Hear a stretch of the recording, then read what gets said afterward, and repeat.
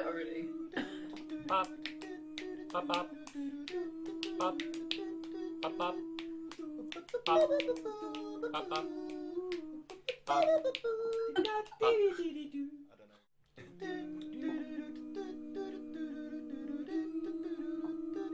Pop it already. Pop. Pop pop. Pop. Pop pop. Pop. Pop pop. Pop.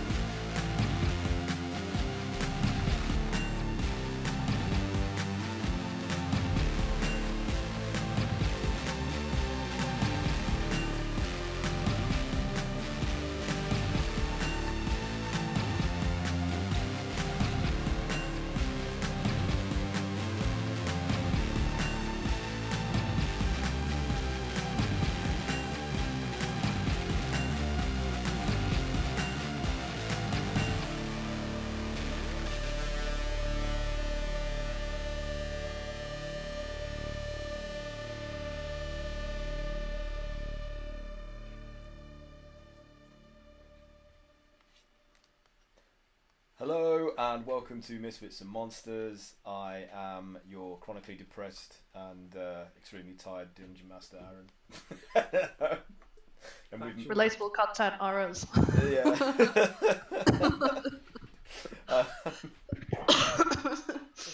with me today we have Craig. Please introduce yourself and who you're playing.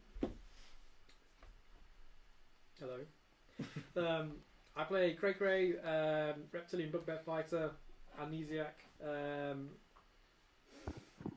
I wish I knew. I'm amnesiac. I'm pink. Okay. Cool. Mike, please tell us about yourself. Hello viewers, my name is Michael Kelly. I like to play D&D on a Tuesday with my friends. I play an illiterate bard and he likes to play good music and to party. Called Calamari. Well, I should probably tell you his name as well. Did you say your character's name? Did you? I don't remember my name. Where were you at rehearsals, To be Craig? honest, I wasn't listening. Cray Cray. I had it all planned. Craig. You opened. Actually, in the tribe in which he's from, it's actually more like kure.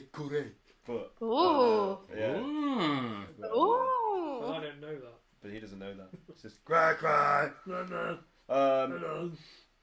Right. Kat, you're with us. You have things to say about your character. I'm still not very good at this. I need a script or something. Just follow my amazing example. Yeah. Well, no, I play sassy, purple-hued tiefling Kayla. I'm a battle mage of dubious origin. But Dubious. yeah. I like to burn things. No judgment here. That'll do. Yep. Burn. Haz, you're next. Tell us. Hello. Enlighten us. I'm Haz. I play El Chupanibre, a dwarven luchador, 90% salt, 10% salsa, 100% plain old salt. I feel like you guys are just leaving me in the dust. Oh, come on, like, this is all improv. You gotta It's fun. yeah, you gotta get on improv. Like how Mike's turned away, I'm expecting a swivel chair. No, Mike. get ready for Oh, here Mike. we go. He's really He's studying going to that turn door. around and do something amazing. Mike, come The on. expectations You left are the high best now,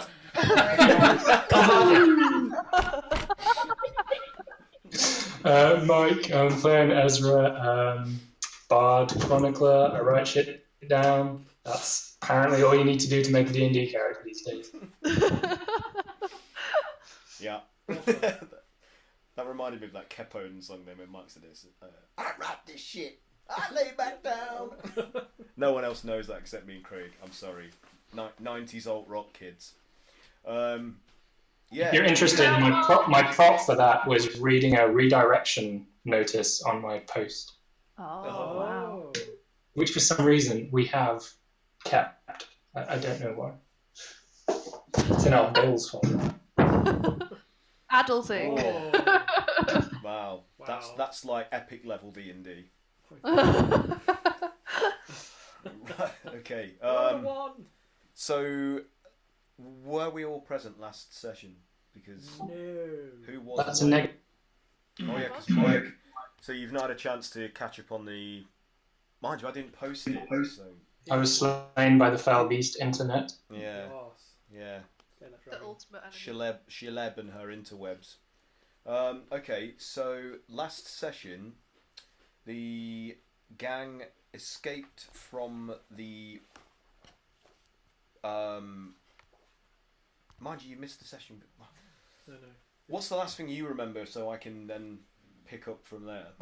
Sure. So we just came into a room where we disturbed some beast. Did it have tentacles, maybe? Yes. And it was chasing it, blocked the way. Excuse me, blocked the way as we ran off a little. Yeah. It was like a little plinth and a little walkway, and we ran.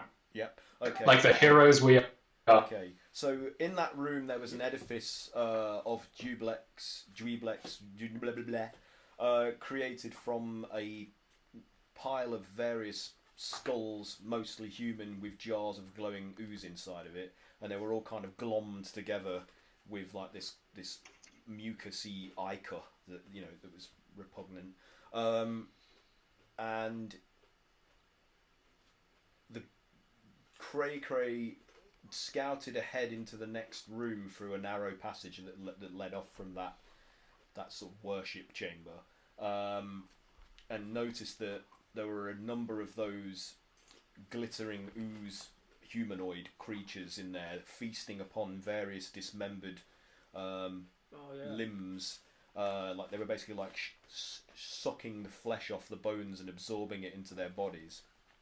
And because you guys are all quite weary, you decided to try diplomacy for once rather than just wading in and hacking everything to pieces. And you didn't invite me.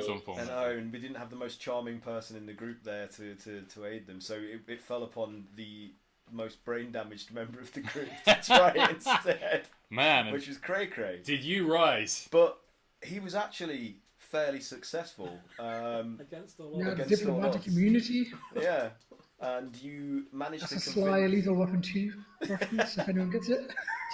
It wasn't revoked by Danny Glover, luckily. Yeah. You locked in rings. Yeah. Oh, you got me stuck in a mental loop then. Just imagining Lethal Weapon 2. Sorry. Yeah. So these creatures, which you have learned are called Shoth, have been promised by their faceless lord, which is Dreblex, that he will reshape the world and allow them to colonize it as their new planet, because they implied that where they are from it has been destroyed, so they're kind of exiled survivors of a dying species or something along those lines, as far as you can tell. Who isn't? Yeah. And so we feeling sympathy for these flesh-eating cannibals? Well, that's up to you guys. I mean, they after you debated with them, they agreed to not harm you on your journey through the Colossus, as long as you made no effort to stop their what they were doing in there, because it's their home, their new home, their adopted home. And also one of them said to you that as long as you had no plans to become the Dominator, which you didn't really know what that meant, they had no reason to treat you as a threat to them or as enemies, so they were happy to otherwise let you try to find a way to leave, which is what Cray basically convinced them that you were trying to do, rather than find a way to the top and retrieve the Omniarch before it could be utilised by Dweeblex and his herald, which is the woman, the elven woman Ilar, who was Kayla's rival back in the day when she was an apprentice at the When I was a wee student at Hogwarts. the Mage Tower of Luskan. So, after you departed that area without a skirmish happening, you went up like a flight of spiral stairs and entered into like a landing area, which this it appeared to be like a cylindrical column, like a tower, going up and up and up, and you came to like a landing area. But unfortunately, the next flight of stairs were blocked by another like vortex portal, like a rift that had manifested in the way of the first flight of curving stairs. So the only way to try and avoid having to travel through another planar environment, you tried to scale the wall around the Guess what happened? the portal. We went in. Because there was about a 10-foot gap at its sort of where its upper sort of circumference that you were going to try to then like swing past and land on the stairs and continue your journey up. But unfortunately, Groggart completely messed up his ability check there, and just went backwards, head first into the portal and got sucked in, and kind of left you with little choice but to pursue him, try to rescue him. Rescue our teammate. At which point you ended up inside a magnificent, gigantic library. That was like gleaming and well maintained, and towering shelves forming sort of massive passageways, and they were being attended by like multiple pixie-like creatures that were ferrying books to and from different areas. And one of them, which noticed you making a bit of a racket as you were discussing what to do, came over and shussed you and said that you really should leave and shouldn't be here, but they had a bit of a problem, and another out interplanar extra-dimensional creature in the form of a storm giant had invaded the library as well, and was just rampaging through trying to find something in particular that they were struggling to identify, and they were just causing havoc, like wrecking the order of the shelves, knocking shelves down and using them to make a rudimentary throne out of while it was researching. And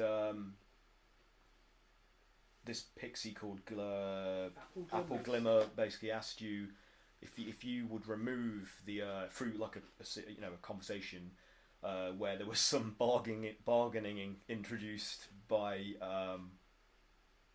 Broggart, the gnome, for a reward if you were to aid them in removing this invader, that you'd be allowed to peruse some of the spell books here. And it was revealed during the course of this conversation that this was actually the Archmage Mordenkainen's library. So he's like a very famous interplanar, like, is it a celebrity wizard? Wizard, yeah, of the multiverse of D&D, and their master isn't there, but they're expecting him like to return any moment, and for him to find uninvited intruders in the library would be bad for everybody involved. So they were keen to get you out of there as quickly as possible. So they led you through the library's many like passageways made of like towering shelving towards this circular nexus area where a lot of the shelves end and create like a reading sort of mezzanine. Like you saw this like humongous frost giant sitting on this throne made of toppled shelves and piled books, with a tiny magnifying glass and some tweezers, basically going through various different tomes trying to find something. And Apple Glimmer had told you that he was moaning about trying to find out something about a particular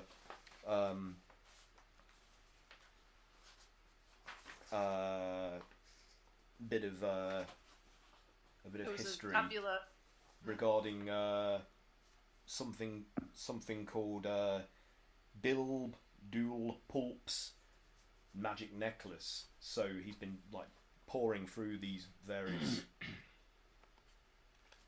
volumes trying to find information about the location of that artifact, and you actually again fearing like having to take on some powerful creature that could just destroy you all in your partially weakened state. You again attempted diplomacy, and in course of the conversation with the frost giant, you what is it you did? You found some, we already knew the information. yeah, one of you. Who was it that did it? Was it Broggett? It was Broggett. He did a successful history check about Bilbadul Pulps. I really don't know how to pronounce that. I'm mangling that. Bilbadul Pulps. Bilbadul Pulps. Magic necklace. And he revealed to the giant where it actually was located. And the giant, like astonished by this revelation, was just like overcome. He was just like, I must get away and go and find this immediately. And thanked you for it, and said that if you should ever encounter him on your travels again, he owes you a big favour. And he just went storming off, led by some of the pixie attendants to like a portal out of the library, and that was where you left it, basically, with that, succeeded in that task.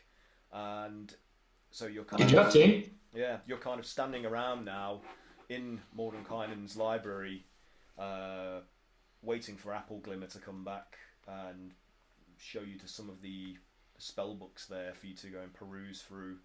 Have all of you had a look at that document that I sent you and picked something out? Oh yeah. Yeah, I've seen quite a few though, so I guess should I? Might peruse again. What was that, Mike? The end got cut off there. Yeah. Sorry, I was just saying I've seen quite a few, so I don't know if you want me to let you know all of them or just one.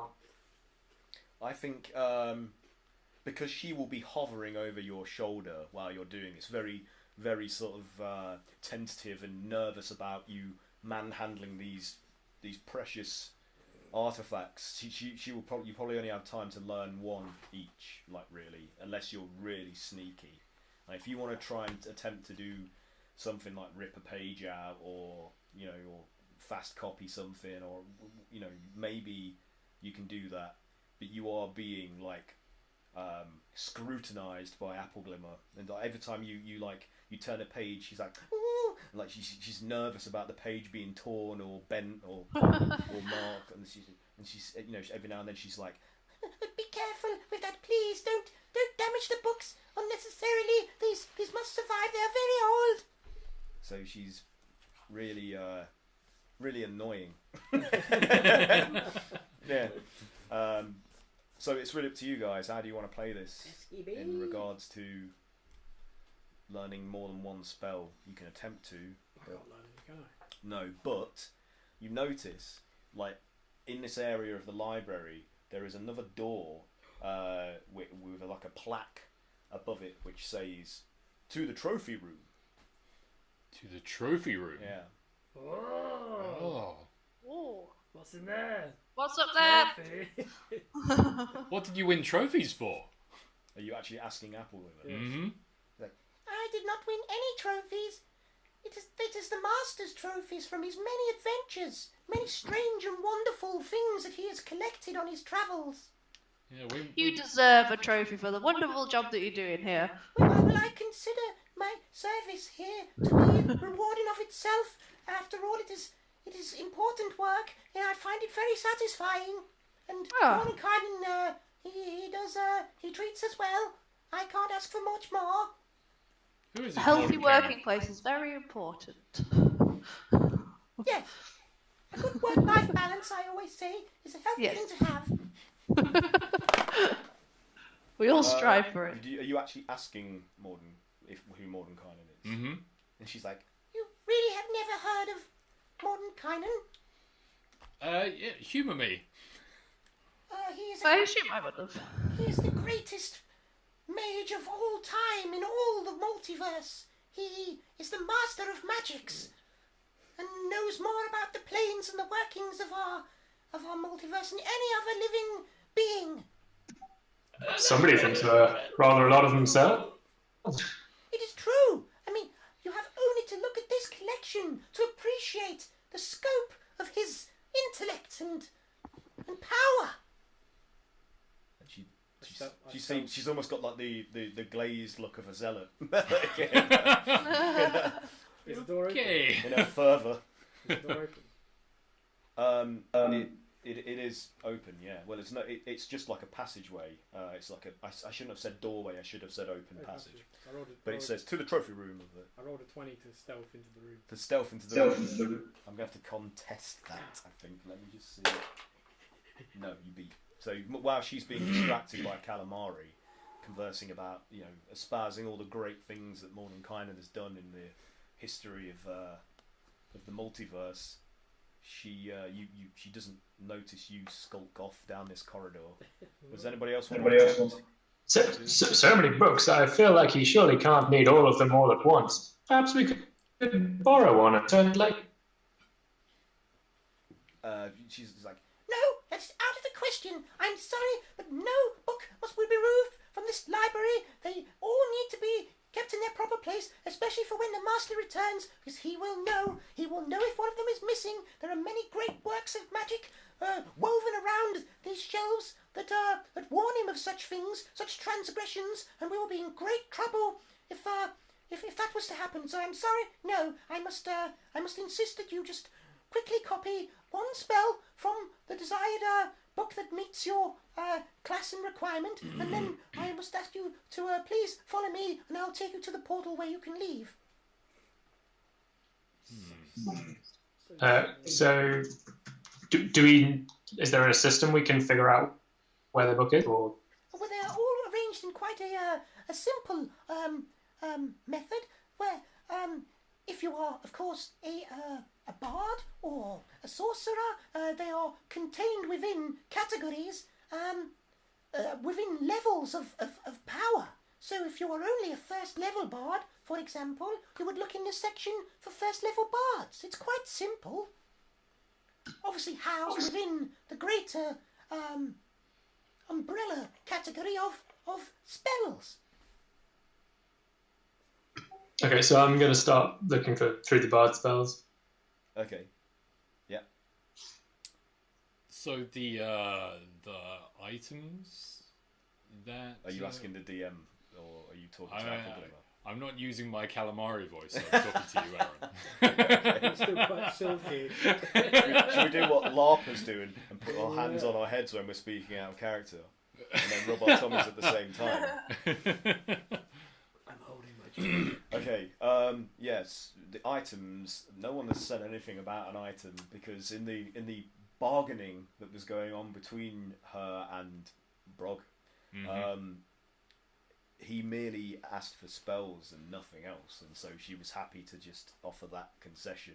And she just assumed that all of you would be happy with that as a small reward for your service. Okay.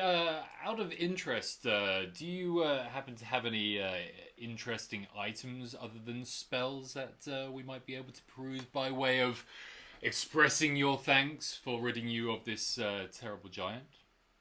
So you by that you mean you would like to take something from the master's collection for yourselves as a reward, without his express permission?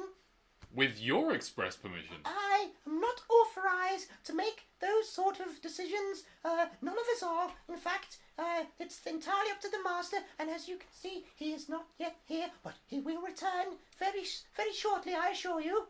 Could I speak to you frankly?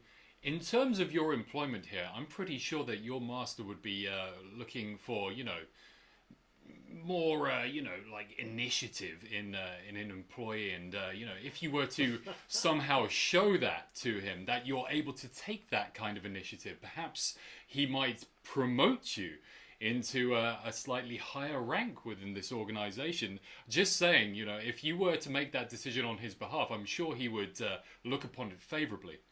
I'm not sure. Can I roll for persuasion? Perhaps you mean I could one day be a curator of the library. Think about it. How do people normally get into that position? Roll for persuasion. See if this works. Oh, shit.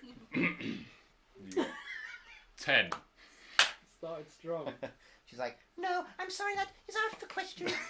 The bargain that we made with your short fellow on top of the big fellow there was merely for spells, and I have delivered upon that as we agreed.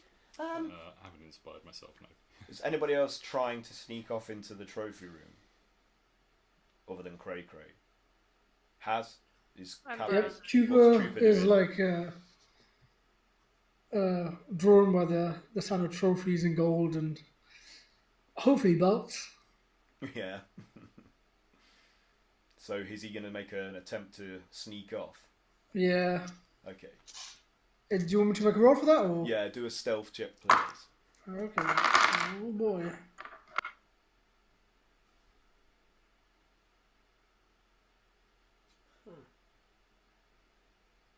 18? 18. Not bad. Yeah, that's more than enough. Okay, If you, so happen seeing to like spot any Cray Cray like monocles skulk in off, there? you while she's debating with Calamari and Ezra, you sidle away Mordenkainen and is a monocle. duck into the That's what I'm passage. after. And is anybody else going to attempt to do this, or are you guys all perusing the spell sections for? I'm after spells. Okay, so she's happily just like engaging in conversation with. Are you basically like trying to keep her from noticing that a couple of you have disappeared at the moment? I guess that might be the ruse. Yeah, Yeah, okay. yeah, sure. I mean, you rolled well enough that I will allow that to happen just for funds. So, Cray Cray and Chupa, as you follow this passage to its terminus, where it leads to like a branching corridor where one ends in a short passage with like some large double doors, which emblazoned above the lintel is the word trophy room, and then there's another corridor going off into another area of whatever this is, this complex. So are you going to push the doors open? Yeah. Okay. So where's my other document? There it is. Okay.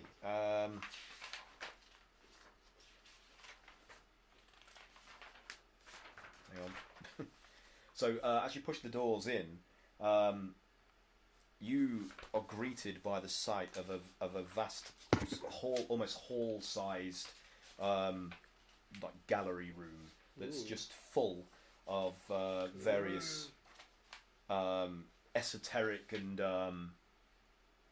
impressive objects, which includes weapons, armor, monster heads, monster hides, some forms of artifacts that you don't even really have a description for. They're just like contraptions and gadgets that you've never seen in your In all my days. in your adventures to date. But there are things that you do recognise, such as, if I can just find the right thing to use. My brain. Okay.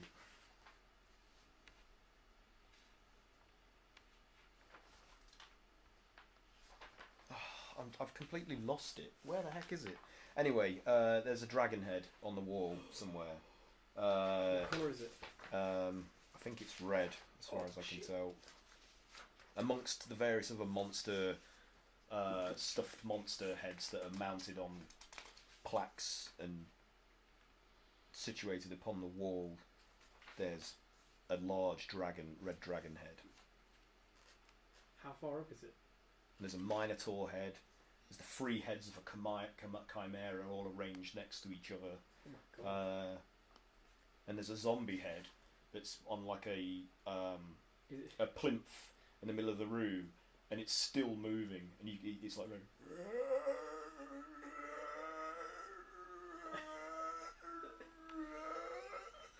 Oh my god. It's weird. That's cool. Is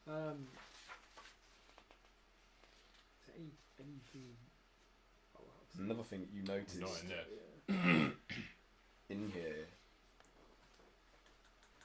is where is it? I'm failing today.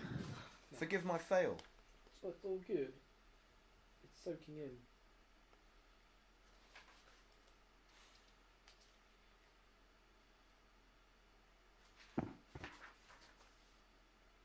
Here it is.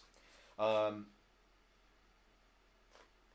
you also see, like, towards the back of the is this the right thing? Sorry, no. At the back there is strains of like plinking, plonking, but discordant musical notes are emanating out from the back, and you have to enter in and maybe like look around some of the glass cabinets that feature some of these various armors and other artifacts on display to get a good look at what's causing the noise. Okay, I'll persist forwards. Okay, are you going to continue to stealth, or are you just entering in? Might as well. I'll stealth. No, I won't. That's a healthy 10. There's nothing healthy about Well, that 10. I just like, A healthy 10. well, it was a 2. That's a 10 with like false eyelashes on it, plastic boobs. 5 o'clock shadow. You know what? I need to get my monster manual. Sorry, Oh. I've fudged up. Be entertained. It's a mutton dressed as lamb. Oh, nice. So, looking through this list, I see the most essential item our party ever needs in here. Hmm. Skeleton key. I actually asked for that. Yeah? Yeah, We all know doors are our biggest enemy. I know. Doors, right? Yeah. Fuck doors. Hmm. I want Mordenkaisen's monocle, just because it gives you favourable. Sorry, what is it? Like advantage on rolls when you're casting spells. Oh. Hmm. Okay. And I think you can use it to give other people disadvantage on spell casting under certain situations as well. Jesus. Okay. But don't tell the DM that. Oh! Just between you and us viewers. This is the problem with when you run multiple D&D campaigns and you've only got one set of books. Keep forgetting to get them out of the bag. Okay. What did you roll for stealth? 10. 10. Big 10.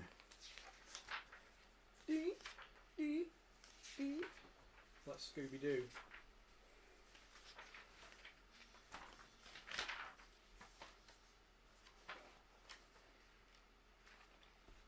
Here we go.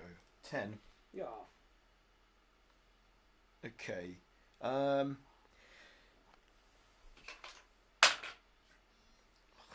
So the music suddenly stops, but it stops on a sudden, very clanging, jarring note that kind of like it's like. Like a BG. Yeah, a BG indeed, and not the kind that goes. No. I guess Crocro's not staying alive. And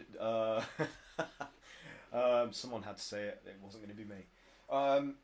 Yeah. So after that note like rings out and resounds off the marble floor and walls, there's just silence. So what are you going to do? Do we hear this in the other room? No, you don't.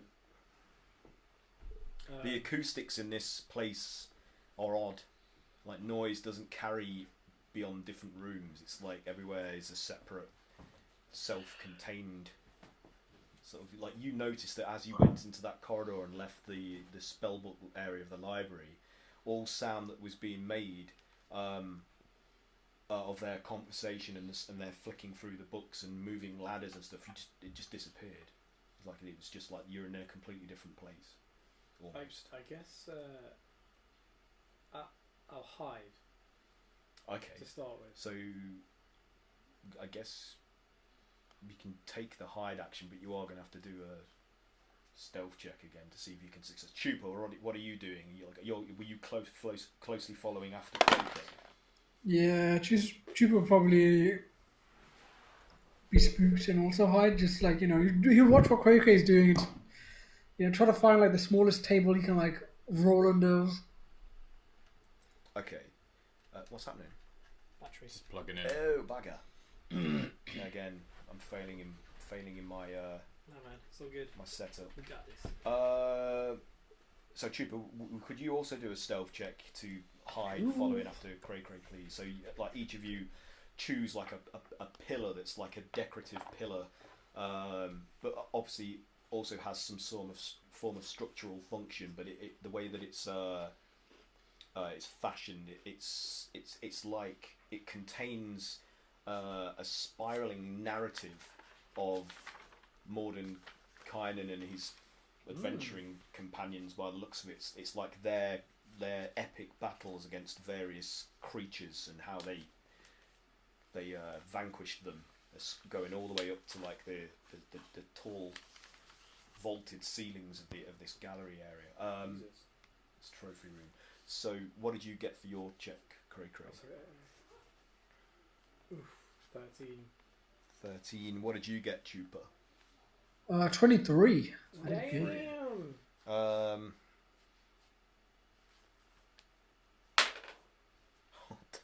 Okay, so Chupa manages to, like, using Cray almost as a shield, like to disguise your own furtive movements. You manage to squeeze yourself behind like one of these.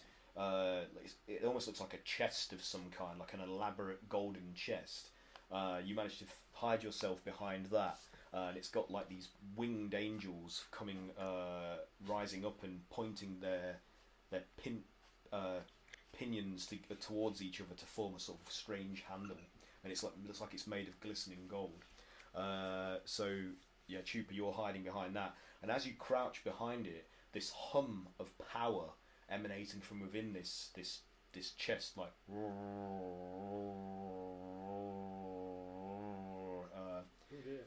starts to sort of vibrate your body, but you are concealed.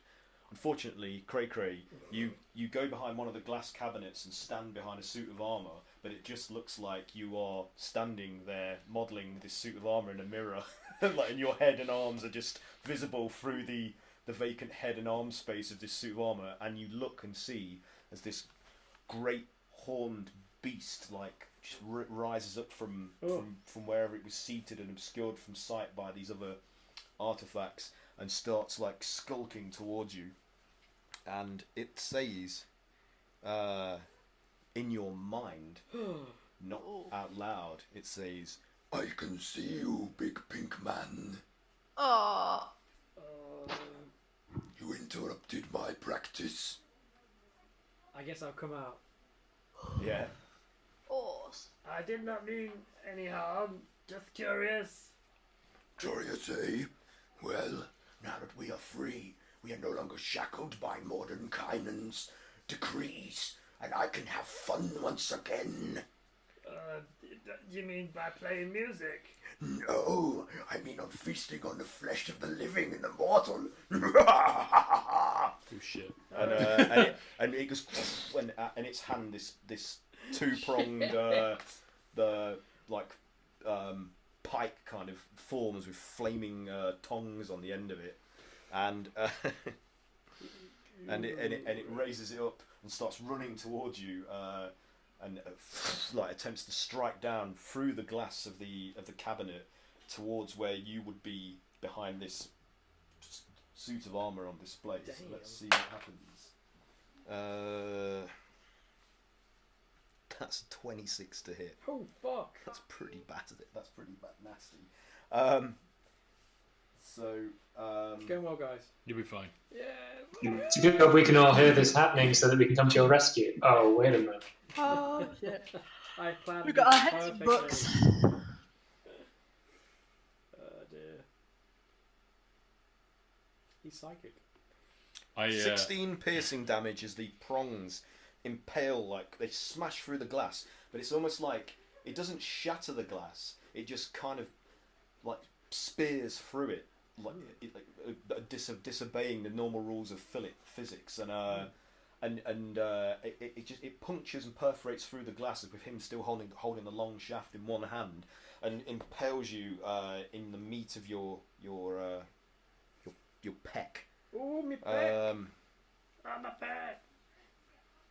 And then it pulls it out and comes around, like, it skips around, and you can see that it has these huge wings, like, with taloned pinions, like on the arch, Like a demon. on the fold, and big, like, curled, like, excessively exaggerated goat horns protruding from its head, but its face has an almost like dog-like countenance. It's very similar to like a normal bugbear, but more squashed and pugnacious. And he attacks again, and he rolls a natural 20. Oh. So that's not good for you. Cool. Are we using the new rules for natural 20 damage? Yeah. Goodbye, my friends. Sorry. I think at this rate, Chupa's probably going to come out and surprise attack this guy. Tackle him. 35 points of piercing damage. Fuck. Hungry now. And then it like gleefully, like, because it basically it intentionally perforates your other pec. So you've got these 4 matching singed wounds pouring blood. It's all about symmetry. And and it's like fun again. And then it flashes around, and this barbed tail flicks out towards your abdomen as it attempts to attack you one more time. And I don't think that's very good. That's 18. Is that a hit? That is my armor class. That is a hit. That is a hit. Okay. Shit, run, Craig. So you take 13 points of piercing damage from that hit as it impales into your side of your abdomen, piercing your guts, tearing the muscle. Uh-oh. And you must make a Constitution saving throw for me, please. Oh god. Eh. Oh right. What did you get? 17 plus 7. All right, that's. Actually, plus 8. Okay, you're actually good. So no effect from that other than the actual physical wound. You guys want to roll for initiative, or do you want to do something else? It's up to you. Who are you talking to here? Because I guess. Cooper and Craig, I'll flick back to you guys in a minute. Yeah, sure, yeah. What do you reckon?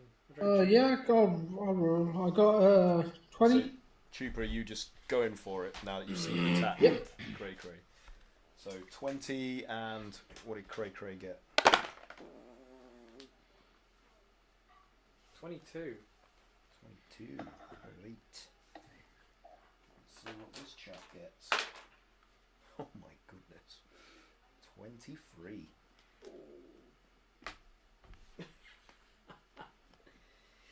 Boing. Damn. This guy's a Okay. little tasty. So, seeing you, mind you, you're still hidden, Tuper. So, Yeah, I was going to say, can I... Cray again, because that was a surprise attack, really, that attack there. Because you were attempting to hide, and then it just saw you. In fact, actually, I'm going to redact that statement, because I revealed myself. Yeah. It's not like you were surprised. So that was it. So Cray, yeah, you get to retaliate now. Okay.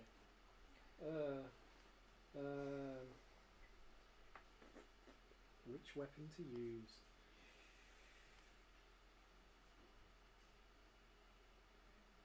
I think I'll use. I get the. Need some music. Doesn't do as much damage as. Yeah, where is the music? I keep forgetting to put it on. Oh, right. Doing real good here. I thought we had some incidental kind of stuff queued up somewhere. Right. Okay. Yeah, get great sword. Great sword.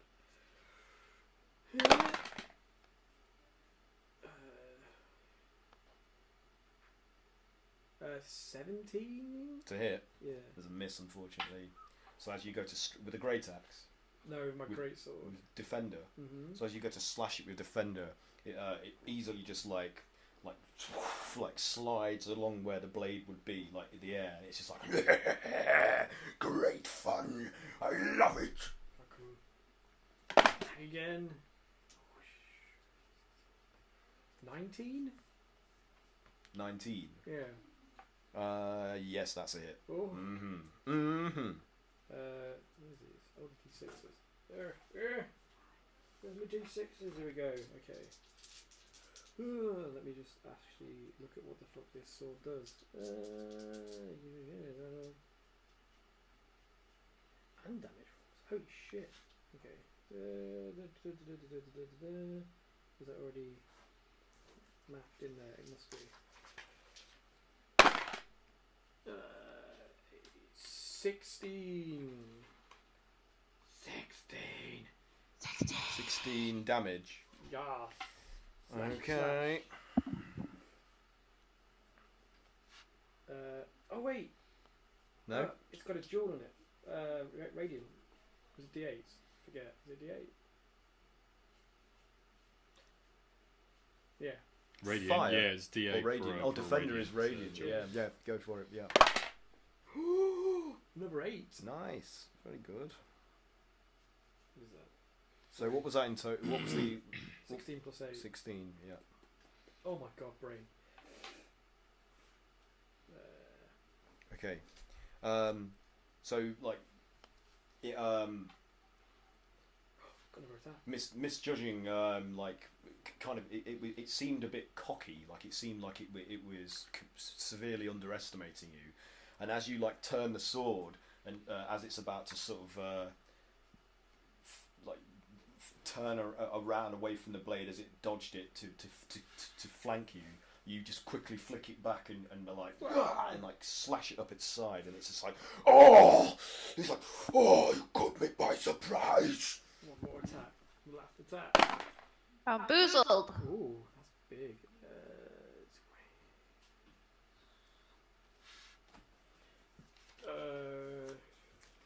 27 to hit. Holy shit. 27 to hit. That Yeah. is a hit. Yeah. Okay, what's that?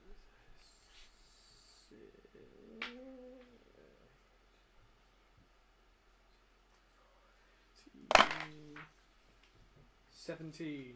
17. That is a miss, unfortunately. No. Oh, is that the damage? Yes. Yeah. Sorry, that's good.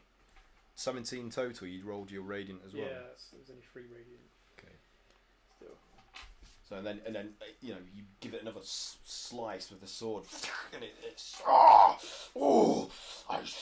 misjudged you, and it seems like it's having second thoughts about toying with you now. Go back to playing your Intimidate song. it, intimidate it. Any more? Any more? Oh, is that a reaction? I don't know.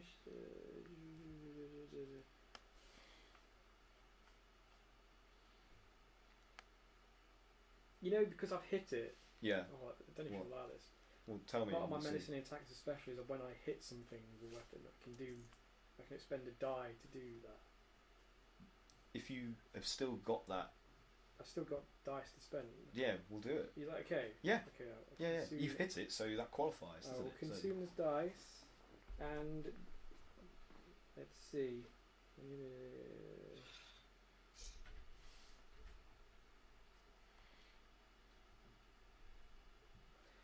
It's additional damage as well, which is kind of cool. So takes an extra 10 damage. 10 damage. Yeah. Okay. And you must do a wisdom saving throw. 18. Oh, it is 18. Oh, Does that so mean you it succeed? passes. Yeah. Okay, so you're fine. Okay. God damn it! Oh well, did an extra 10 damage. That's not Yeah. to sniff at. So, Trooper, you're Shit, up. man. So I'm assuming are you coming out from where you're hiding behind this gilded chest that you've ducked Oh, behind? sorry, say that again, Aaron. You're up. It's your turn. Are we Okay, breaking up again? Kind of, yeah. Is everyone else okay? Yeah. Yeah, I'm good. Just me then. You hear me okay now, Haz? Yeah. Okay, maybe well, it's just you're- my- You come out from behind the gilded chest that you hid.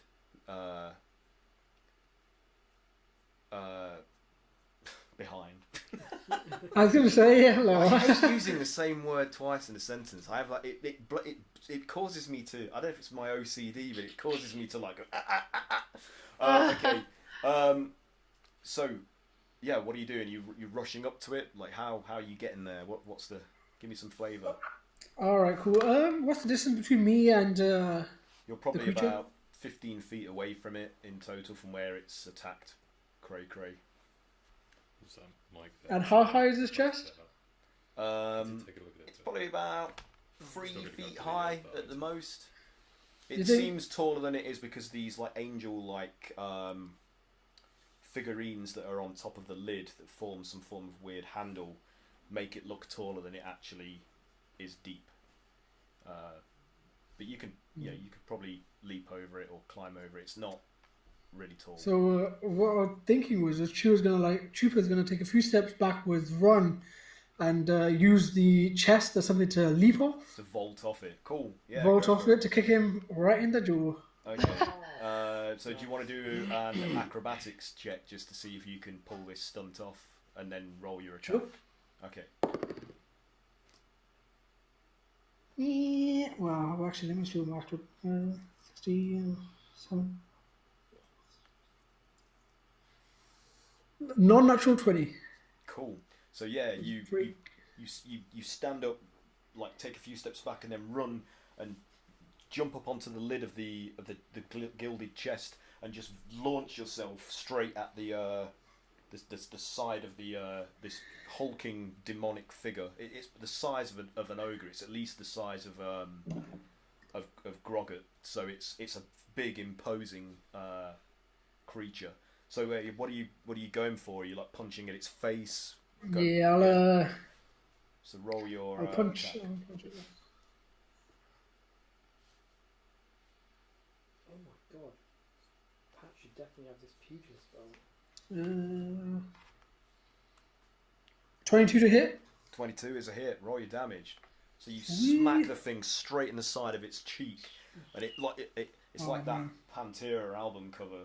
It's Vulgar Display of Power. It's just like Vulgar and the whole Display- face oh, nice. just contorts and collapses with Face like a dropped pie. yeah, that horrible album cover. I say, taste this. Taste this.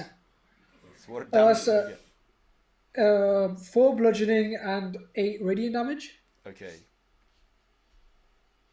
So it's like, and even though its mouth doesn't move, you hear in your mind, it's like, where did you come from, little one?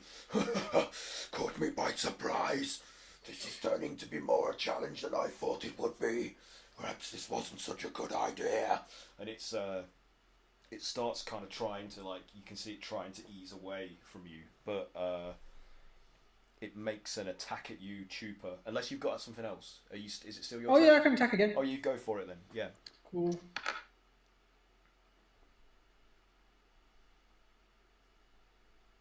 Uh, 17. I guess Unfortunately, that's that's a a miss, miss. right? Cool. So as it's moving to try and like get away from you both, it manages to just like move out this way of your swinging fist, like. So you catch nothing but air, really. So as it's, I don't know what I should do.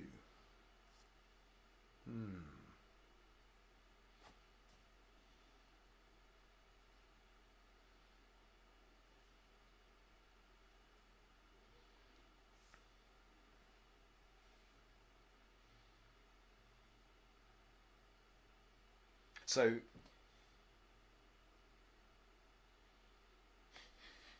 instead of physically trying to attack you both, you see it manifests like fire in its hands, like a big roiling column of flame, and it's just like, and it blasts it straight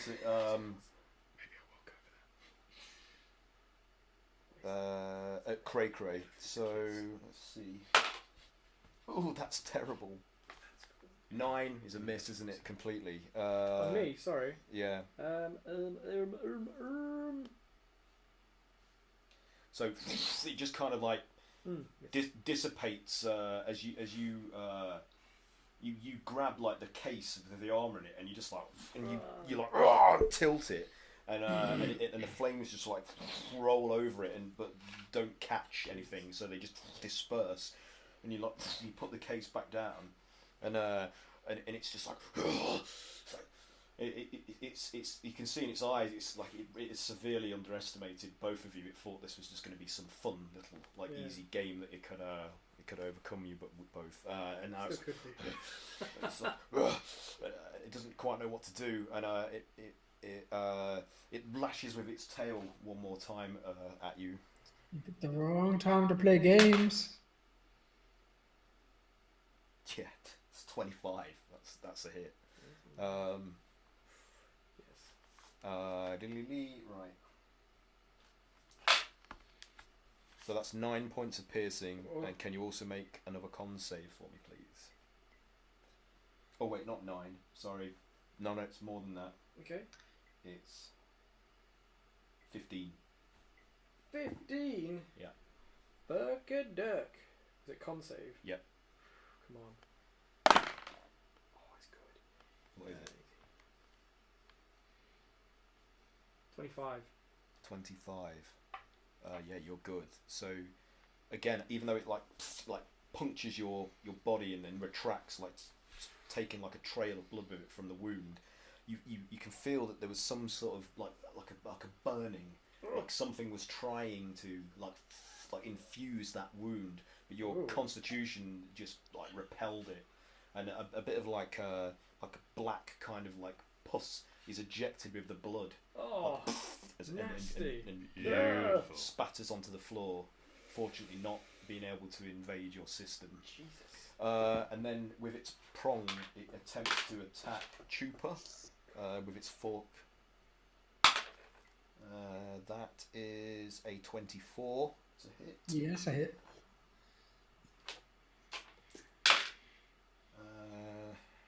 That's 12 piercing damage with that, as it like just jabs you quickly with the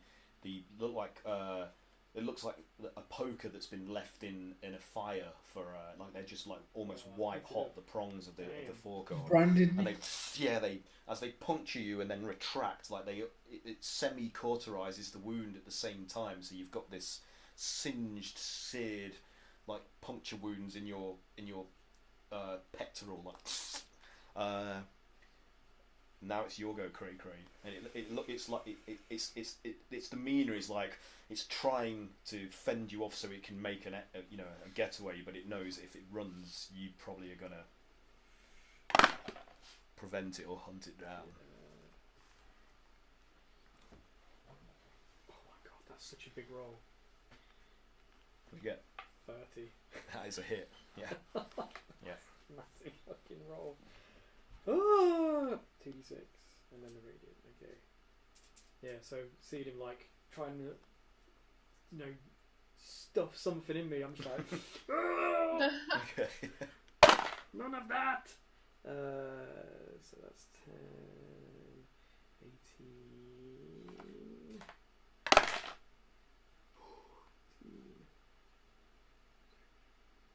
26 slashing. 26. Yep. Okay. So. And that's swinging round again. Yeah. So like you slash it across its abdomen, like parting the muscles and the flesh. So loads of blood just like, starts pouring out. It's like and it's hasn't. The look on its face is just like surprised agony. Like it hasn't felt this in a long time, it's almost like it's not used to the feeling. Like it's like. Okay. Is that 6 or 9? 19? Is that hit? To hit, yeah, that's it. Oh, thank God. That's,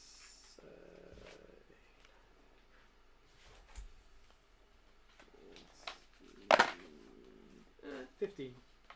15 damage. Yes. Yeah. One more attack. Okay. One more attack. Yeah, some more like slashing up at it again. I really want to cut his fucking tail off. Okay. Trophy.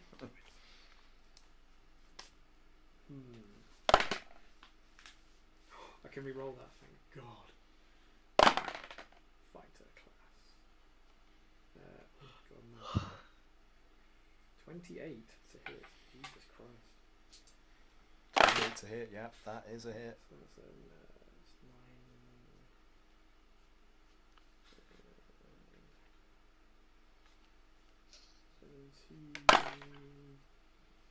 20 altogether. 20 altogether. Yeah. Okay. How's it looking? So it's looking extremely haggard now. Like it's depleted. It's bleeding profusely. There's a number of like gaping slash wounds all across its body. It's breathing hard, like, and it looks weakened. Like its arms like are barely able to lift this fork. It's like it's struggling. So you've grievously wounded it. Okay. Chupa's next, right? Chupa's next. Yeah, I just like turn and like give Chupa a wink. Yeah. Okay. Is that the wink to finish him off? Yeah. Okay. Well, you're just giving me a wink because you like A me. I wink don't and know. a nod. You never know with me. That's just looking the other way. Wink isn't arbitrary. Yes, that's me doing. Yep. Yeah, Chupa's got a giant grin on his face, just cracks his knuckles and rolls to attack. Don't roll the 1. Go for it. Roll your attack. 18 to hit. Yeah, that's it. Nice. Did you say this thing was horned? Yes. Big, Oh, one of those really horns. exaggerated, curved goat-like horns. Can I aim for the horns? What, with a fist? Yeah, if you want. You're gonna have to jump up quite high to get that.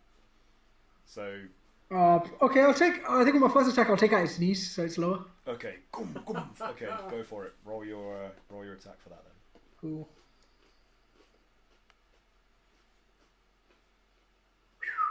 Alright, that's 8 bludgeoning and 10 radiant damage. Okay.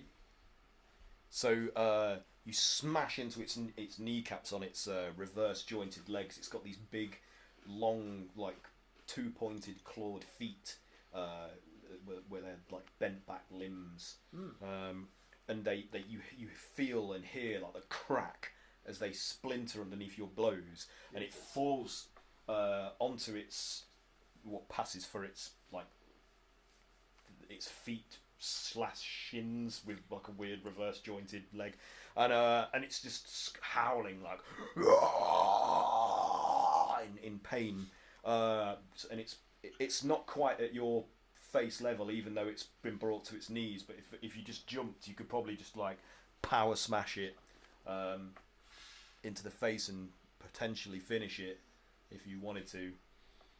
Yeah, yeah, I guess so. Chupa's gonna jump, and if he can, yeah, I guess power smash it in the face. Okay, just roll the attack, and we'll see. Depending on how high the roll is, we'll see what happens. Nat 20. Oh, nice. Okay, yeah. Nice.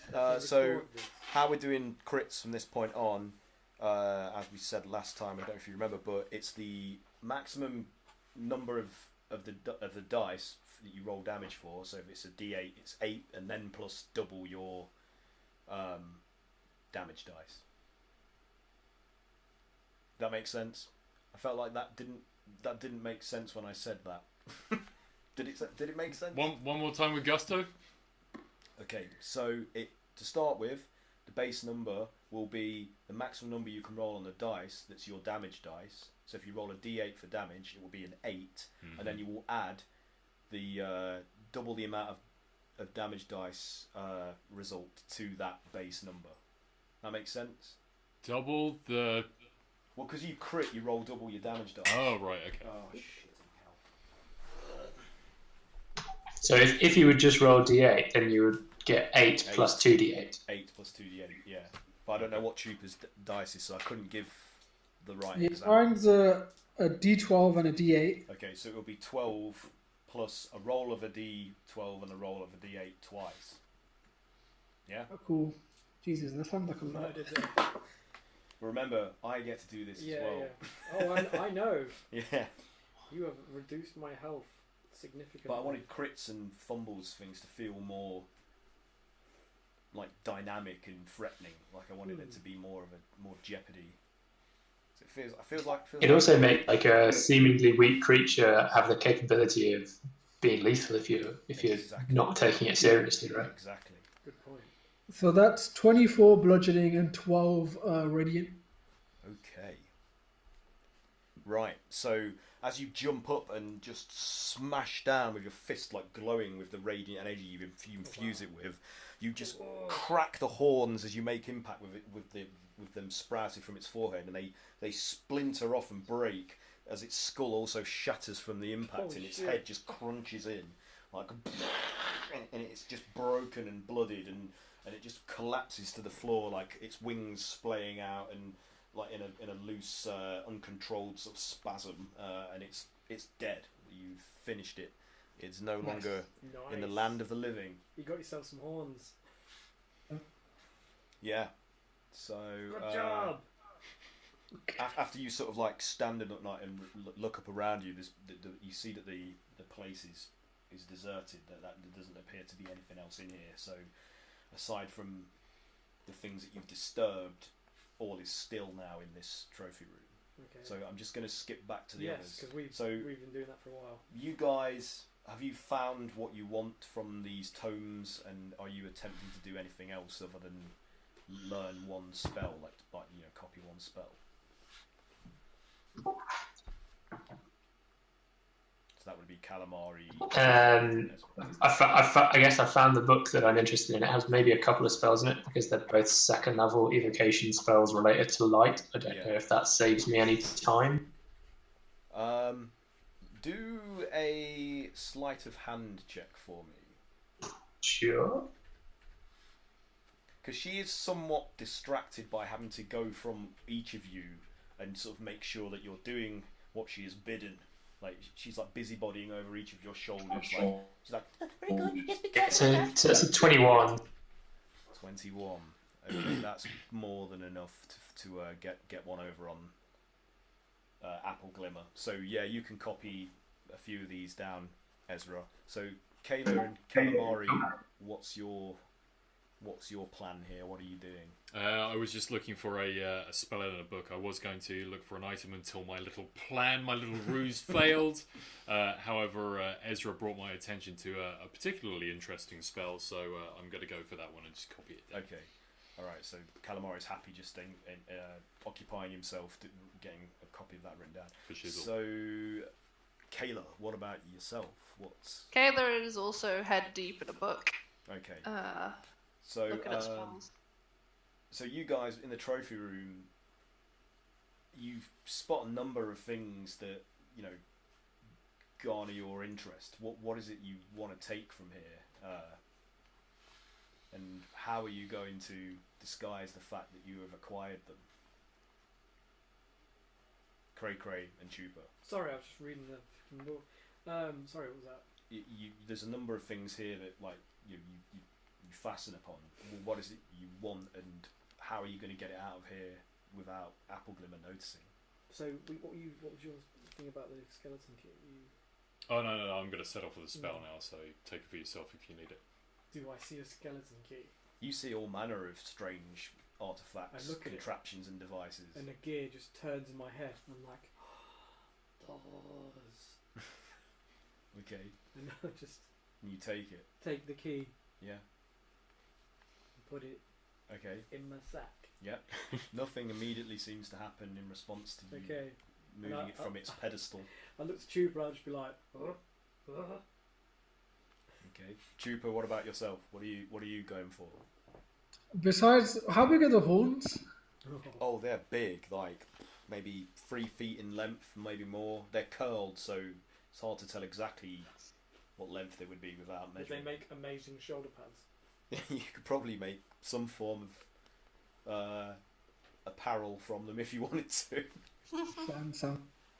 Chupa's all about that power. Gotta make his rowing Gotta have costume good. those power shoulders. Exactly. Exactly. So many things you've killed. Yeah. I think he's gonna try like escape with those since they're quite big. Okay. Oh, I mean, Because Yeah. current, sorry. well, they're not really a part of the trophies. They're not on display. They were part of this creature's. Yeah, I think they're just free, man. Yeah. Yeah, because when I look at the magic items, I don't remember seeing anything like Chupa would have been like besides like a belt or anything. There wasn't anything he would be actually drawn to. Okay, so he's fine with just having these victory. He's a simple He's a dwarf. simple dwarf. All right. So he picks them up, like examines the splintered, cracked ends, and like, what do? Just do they go into the bag of holding, or are you carrying them out?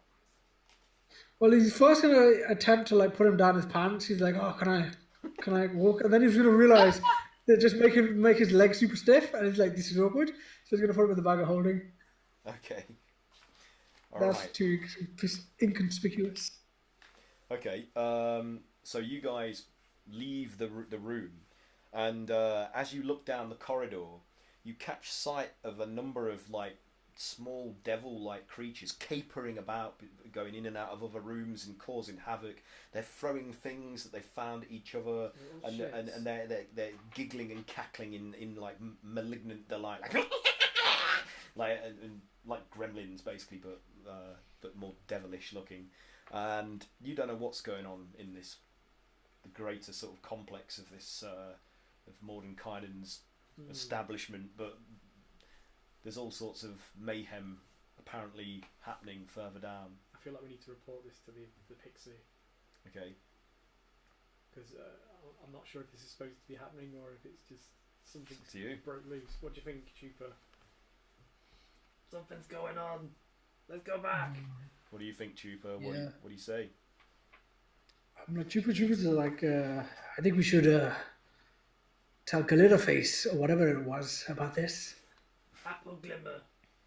Same thing. Okay. So They all sound the same. can you guys do another stealth check to try and re-enter the library from that God. passageway without drawing Apple Glimmer's attention? If you want to, that is, or do you want to just walk in? Natural 20. Yeah, I mean, like I say, it's up to you. Can I just, Are you attempting to skulk back in, or are you? just because I just rolled a stealthy? natural 20, I'm just going to stealth Okay, back so into Craig place. just looks like he's been standing, leaning coolly, right, against one of the bookshelves the entire time, like waiting for the magic users to finish their. Is what's the distance between Apple Glimmer, us, and the room? She's probably like 20 feet away from you, where they're situated against these bookshelves, like climbing up and down, and putting them back and taking them out, and she's assisting them. So I just Okay. I'll like wave at her. Can we Chupa, draw what- attention to that? Chupa, what was your role in terms of stealth, or are you just walking back in? Chupa's got 18. Okay. Well, Chupa's going to say like, can we draw attention to that? Like, Yeah, what's going over there? You beat it by a fair few points there. So, yeah. So you both of you are just coolly just sort of like Yeah. sneak back in. I'm like, hey, Pixie, She's like, yes, what is it? She's what's that noise she's down just there? trying to divide her attention between overseeing what they're doing and looking back at you. What noise? What do you mean? Did you What? hear all that crashing in that trophy room? What crashing? She's like, oh, what should I do? Those flying ones are making a mess over there in the books. I'm trusting you. Please don't do anything to these books that you wouldn't expect to do to one of your own precious items. I must go and see what this is about. And she just flies off down the past you like. She says, "The trophy room, you say? The trophy room." Sounds like it. And she zips down the corridor, and then returns almost immediately. She's like, "Oh no! Oh my goodness! The unseen servants! They have somehow broken the enchantment that bonds them to service. The various celestials and devils and demons that our master created them from have returned to their natural forms, and they're wreaking havoc throughout the mansion." She's like, "Ah!" she's gonna have an apoplectic fit. I like waving. She's like, "What shall I do? What shall I do? Ah!" Does he want them to? I think the safest thing is to take as much as you can and run. Oh, call I couldn't HR. possibly do that. Help me! I need your help. Oh, What shall I do? We can kill them for you if you want. Kill. We're gonna kill you. Oh, What God. will happen if we'll have no servants left for the running of the mansion? Do you know how to reinstate the spell? Let me. We're also quite skilled in magic. Some of us. Me. Define skills. I can kill things. First of magic. I am a learned mage. You're on your own. I know. I must find the major domo of the mansion and report it to him. He'll know what to do unless he's already been taken or harmed by the devils and the celestials. Oh no. Well, we can help. You will help. Oh, well, please then, let us go and look what we can find. Have you copied down everything that you need? Have you learnt the spells, or do you need time to? Question. Yes. Do you have any potions of healing just lying around? There might be some in one of the in maybe the pantry or the magical supply room or something like that. But we will have to go into the mansion. There aren't really any artifacts. Supplies like that would be kept in the good. library. That sounds. What if we wait there while you do your thing, and we'll be there? Unfortunately, if you are to accompany me through the mansion to get to the stores, it will probably require having to fight some of those unleashed creatures that were once the unseen servants. Sure. Spit blood on the floor. What do the rest of you think about this? Is Cray Cray speaking for you all, or I'm just like However we can. perforations. Okay, well, let follow after me, and we'll try to find the major domo. He'll probably know what to do. I think. I don't know. So Apple Glimmer like flies into the passageway, and are you just going to follow after her? Yes. Yes. Okay. All about that healing right now. So as you travel further down this passageway, you again start to hear the sound of these cavorting imps just wreaking mayhem in whatever room they happen to be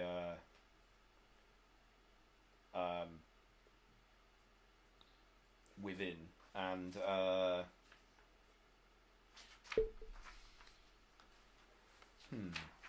let's see, which one should it be? Okay, and you follow the passageway down, getting closer and closer to this like offshoot rooms where these imps are like chattering and gibbering and throwing and smashing things. What are you going to do? You're getting closer and closer. She's like, this way.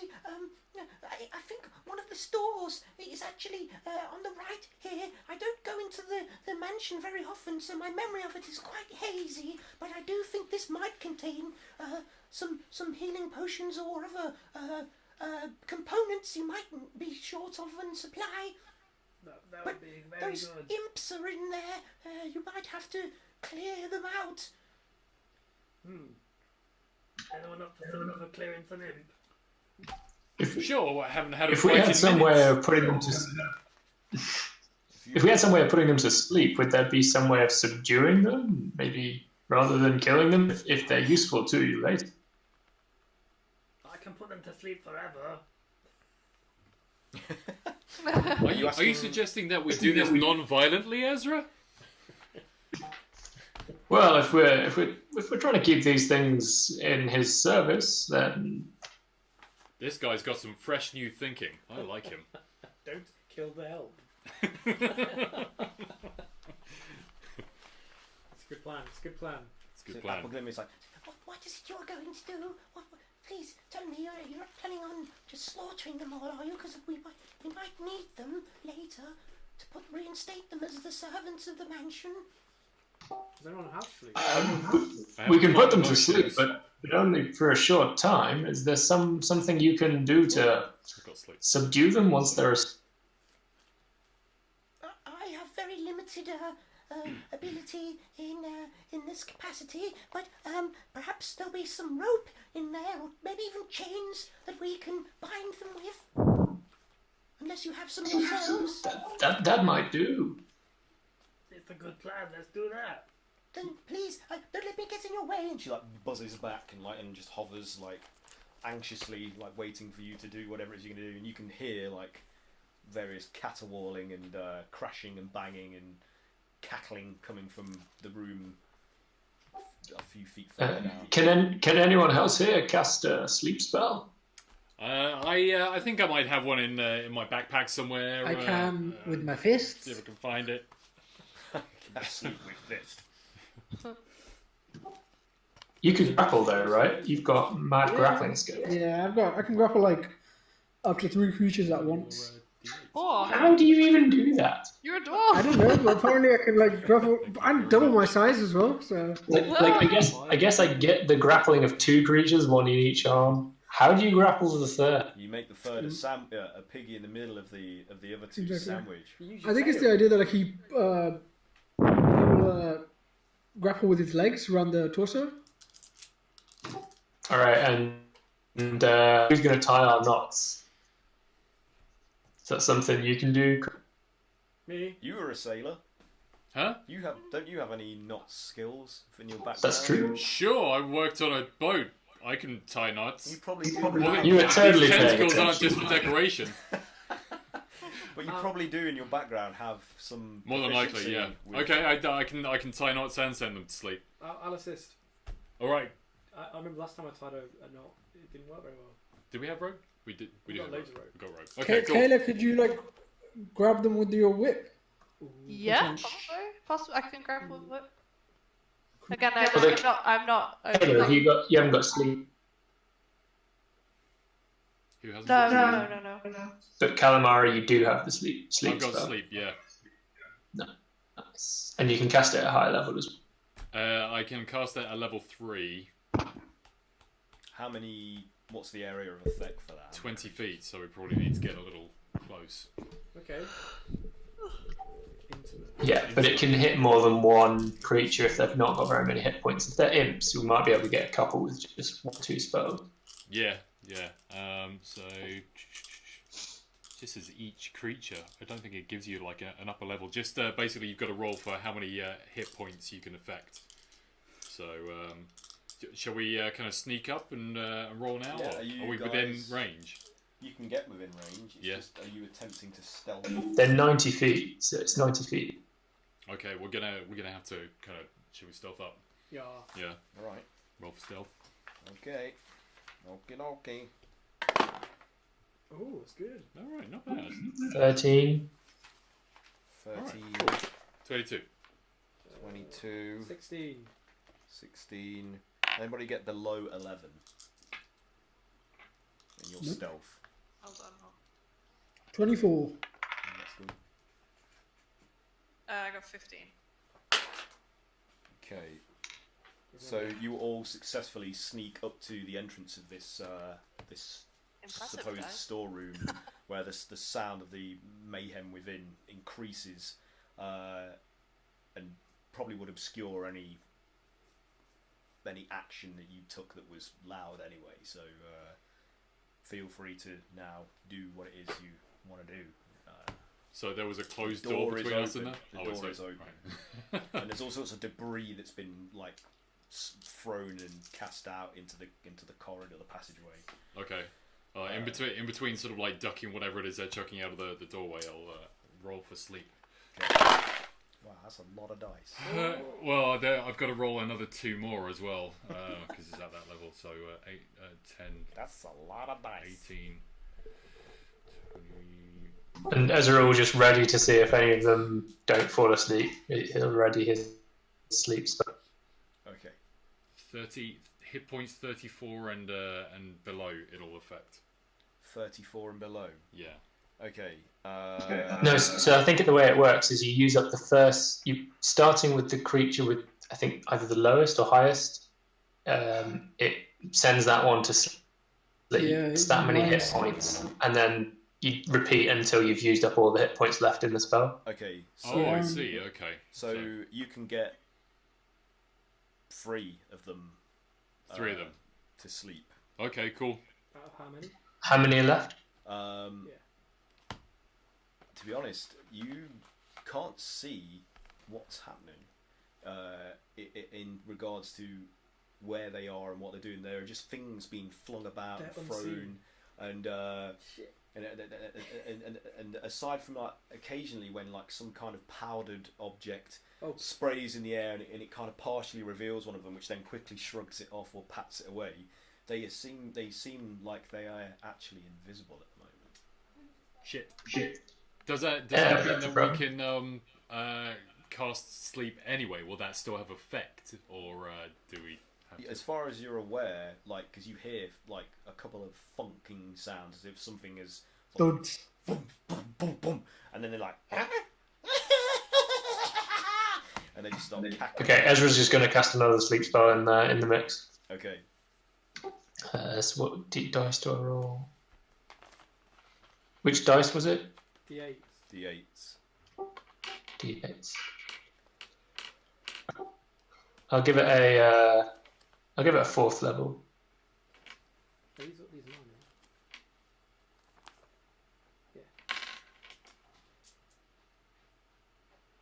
Is this one mine? Yes. Right, bear with me. Oh no, that one.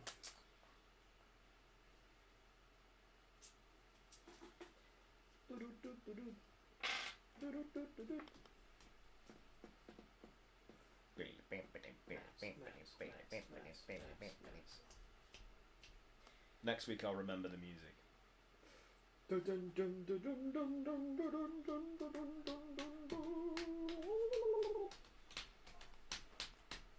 And probably So that's 41 hit points of imp. 41. So you hear another 4 additional funks and thuds as 4 more of the creatures just fall out of the air, unconscious, and hit the ground, and then they become visible. So like you've seen 3 of their bodies like prostrate as they're unconscious, like, and then another 4 just drop from where they were located and collapse and roll to a ragdoll stop on the floor beside their other sleeping companions. And then the others Quickly, let's tie these guys up before they come around. But you hear that there's still yet more of them cackling and screeching in the room, like, and still throwing stuff, and they start throwing things at you guys. So can you do dex saving throws? Shit. See if you can avoid being hit by various like cylindrical metal containers that you've yet encountered before. 23. 16. And what did you guys get? What did you get, Ezra? 23. 23. Okay, so you've managed to like both duck on either side of the door, like as all these projectiles just start smashing into the stone wall opposite the door, the open doorway, and splitting their contents and spilling them onto the flagstone floor. And they're like tins. They're like cylindrical metal containers, and various like vegetable and fruit preserves start spilling out of them onto the floor. But you've never seen these containers before. They're like some new fangled technology that's beyond your experience. I was there as well. Oh, what did you roll? 13. 13. That's just enough. Oh. Yeah, so as these things are hurled at force and smash and break apart, you just get spattered with some of the fruit and veg, but it's actually quite tasty. Like it's like very sweet and syrupy. Does it heal me to full capacity? It does not. Delicious. It's a super fruit. And you hear them shouting like, You won't put us to sleep. We are invincible and invisible. Oh no. You have to find us first. Because Trooper has cooked utensils, I'm guessing he has herbs and spices, right? yeah, I would. Could he go through his utensils and get out like paprika and throw it in the air at them? You can do that. Yeah. Yeah, do you have to roll anything for that? Just do a sleight of hand check to sort of like duck around the door and be like without being Cool. like hit or targeted by them throwing these various preserves and jars at you. Well, that's 18. 18. Yeah, that's good. So as you cast the powder into the room, like I'm assuming it'd be like a good handful, like a pouch or something, and just like you fling the whole bag into the room, and the red particulate matter just like covers the imps where they're located, either on the floor or clinging to the rack of shelves, and they're like, It stings. It burns my eyes. and you can now see, like as you peer around, that they're outlined in this like chalky red matte powder, so they're trying to pat it off themselves and making it worse because it's just puffing Quickly, out guys, let's get him. the powder even more, which then just resettles over them. Like, No, they can see us. Are they incapacitated enough to tie up while they're like panicking? well, no, they're very much active. Oh, shit. These ones, but you can see that there are 3 left. 3 left. 3 left. I've Cavorting about. Like, got hypnotic pattern that might incapacitate them, guys. Okay. Yeah, I think What that. the hell's that? one of them is screaming, Get it off me. Get it off me. Lick. and the others are like, No. they're refusing. Tastes horrible. Okay, can I cast hypnotic pattern over them then, and hopefully that'll incapacitate them. So basically, it's a twisting pattern of colour that weaves through the air inside a 30-foot cube.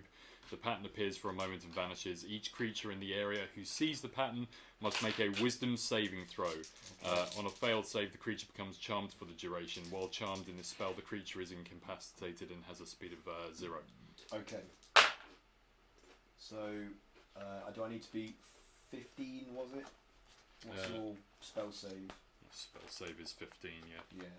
So 1 fails, 2 fails. They all fail. What? So as you manifest this like swirling hypnotic color wheel of energy in the room, they all like become transfixed by it, like, and their eyes start to like take on the same coloured like spinning kaleidoscope of colours, and they're just like mesmerised and just standing in place, sort of like revolving very slightly in time with its revolutions. Like, so yeah. Quickly, hog tie them! Okay.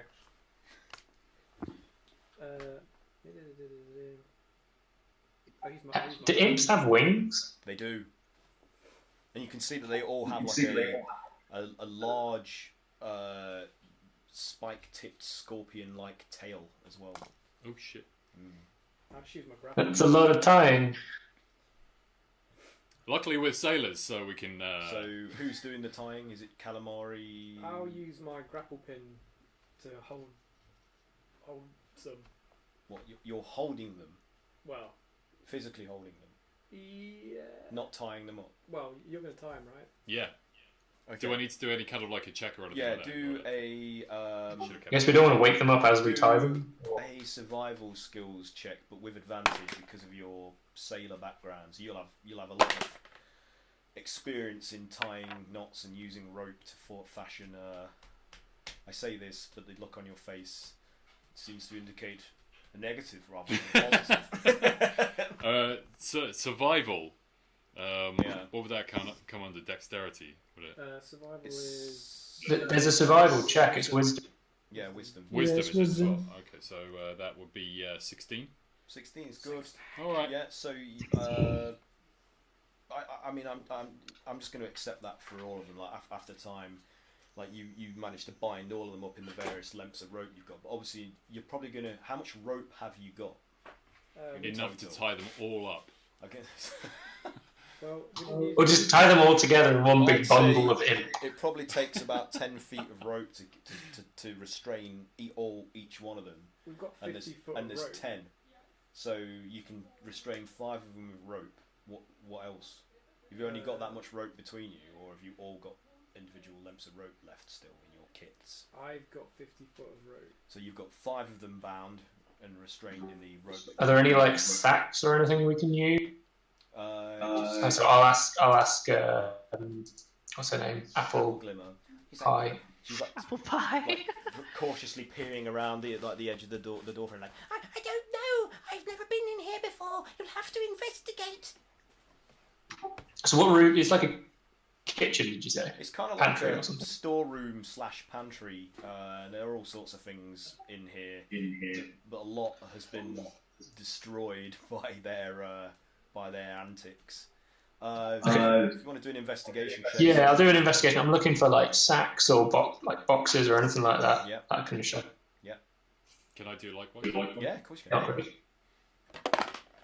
I'm going to use my lucky feat to re-roll that because that's a rubbish roll.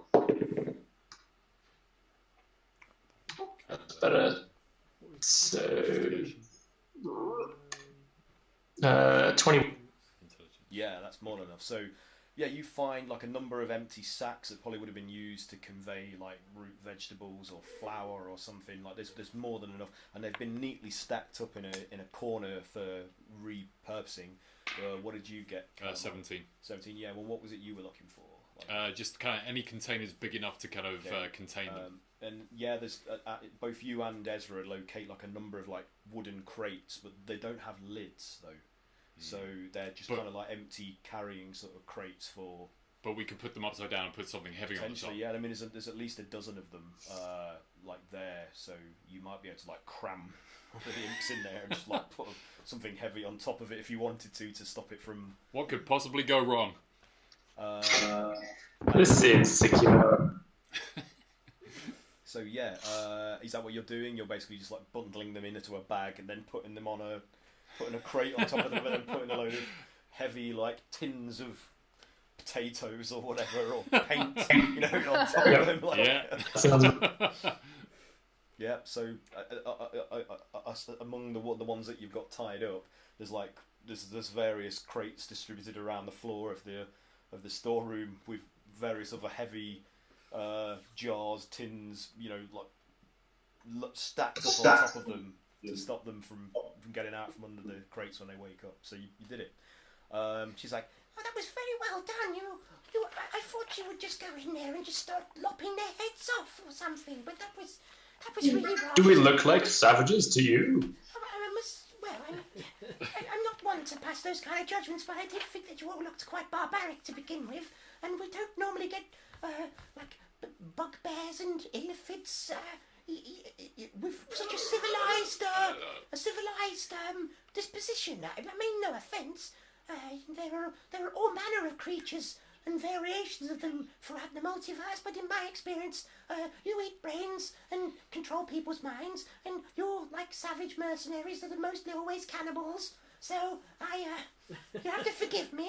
And this one's an orc, I believe, as well. she points at Sif, who's just standing like looking surly and uninterested in the background of the group. I cannot argue with you. You make a good But no, point. you really rather pleasantly surprised me. I was really impressed with that display. It fills me with quite a lot of confidence in our ability to perhaps navigate through the rest of the mansion. Good. And Just she's as we like- planned, guys. Oh, look, there are some potions on that shelf there. And she points up to one of the upper shelves, where there's like a number of multicoloured vials arrayed upon it. Are they labelled? They might be. You'd have to have a look. Can Ezra look for any that they might refresh a spellcaster's kind of focus or Yeah. whatever? Have a look. Yeah. Isn't there like potions of like greater restoration and stuff like that? Isn't Sif also? Sif is like. So Cray like goes up on his tippy toes and with his boggled, wandering eyes attempts to try and focus in on the labels, but the script eludes him completely. He's just like, he can't focus in and Which read one's it. So Ezra, what were you doing trying to find? Oh, Mike, are you still with us? Oh, sorry, you'd frozen on my screen there. Can you hear me? So, sorry, I've just caught up and it paused for a bit and then played everything you just said at double speed. And I was trying to hear it all. That's how I imagine it. That's normal speed for you. Yeah. I do sometimes watch like videos in double speed, so but that I did not. He's a Vulcan. Do you do that too? So yeah, did you roll to investigate the bottles or to see if you could? I'll roll now. Yeah, I'm looking for something that might refresh or reinvigorate a spellcaster. Okay. From a long day of spellcasting. You know what? There is a potion that does that, and I never have the right book with me when I. That's an 18 on investigation. 18. So the majority of them are actually potions of superior healing. But some are also greater restoration, and I read it in here somewhere. Yeah, just make one up. Yeah, you know what? I'm just gonna wing this. So, but one of them does, in fact, it's only one though, seem to describe the complete restoration of magical energy once depleted. But there's only one vial, and it has a effervescent, glittering quality to the substance inside it, which looks like it's constantly like fizzing and popping. Does it have a red bull on it? Yeah. If you like. It's a red minotaur. Oh. Nice. So, I mean, you're free to take these down. There's at least one for each of you of a greater potion and greater restoration. The greater or superior? Superior healing, sorry, and greater restoration. Oh, right. There is only one of those magical restoration. Sure. Perhaps our friend Grog can try and figure out how to create this potion. Yeah. What retroactively? Yeah, be really useful to have. Even a weaker version of it, just to recover results. Okay, well, it's going to require some alchemy. So, Oh yeah, and require a character. Yeah. We'll have to see what Max does with Bog in regards to that. So what are you doing with these now? Are you imbibing them now, or are you saving them for later? Okay. I'm taking them there. Well, I'm taking mine now. I'm going to save mine. I took some kicks. What about the special vial that you found? Is you just keeping that for now, Ezra? Yeah, I'll just keep it safe somewhere. Try and find a spot in my pack that is cushioned, so it doesn't just smash. Okay. So she says, What would you like to do now? Are we going to travel further in and see what else awaits us? If we go down this passageway, it will eventually take us into the grand entrance of the mansion, which is like the large foyer with lots of stairs and other passages leading off to other areas of the building. So we can potentially go anywhere from there, really.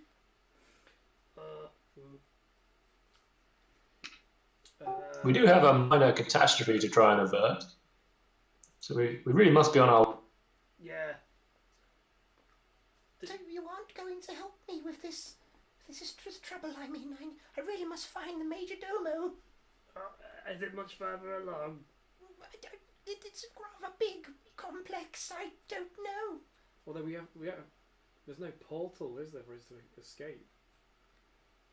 Well, she said she would show that to you once you helped get rid of the frost giant. She did say that. Yeah.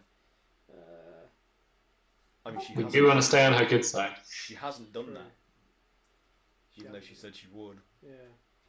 If we help you with this,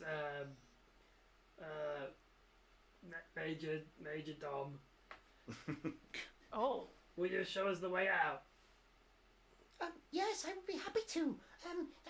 I mean, it is part of our original agreement, but if you will allow me some leeway, and help me with this, perhaps I can offer you some other form of reward, for helping save the master's mansion from destruction of these unruly servants. Is there any way you could let us rest for 8 hours without 8 hours passing? Perhaps perhaps one of the bedrooms or the sitting room, they have always been used for recovery, and I think they are magic. I do think they actually allow full rest within like almost no passage of time outside of them, though time does pass inside. Are you What a convenient place. Can I just ask, are any of you experienced in planar travel at all? Teleportation?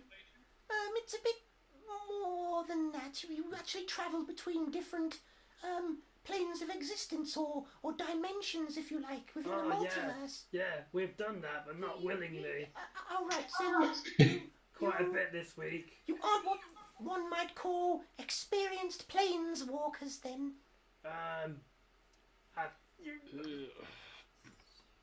What's a planeswalker?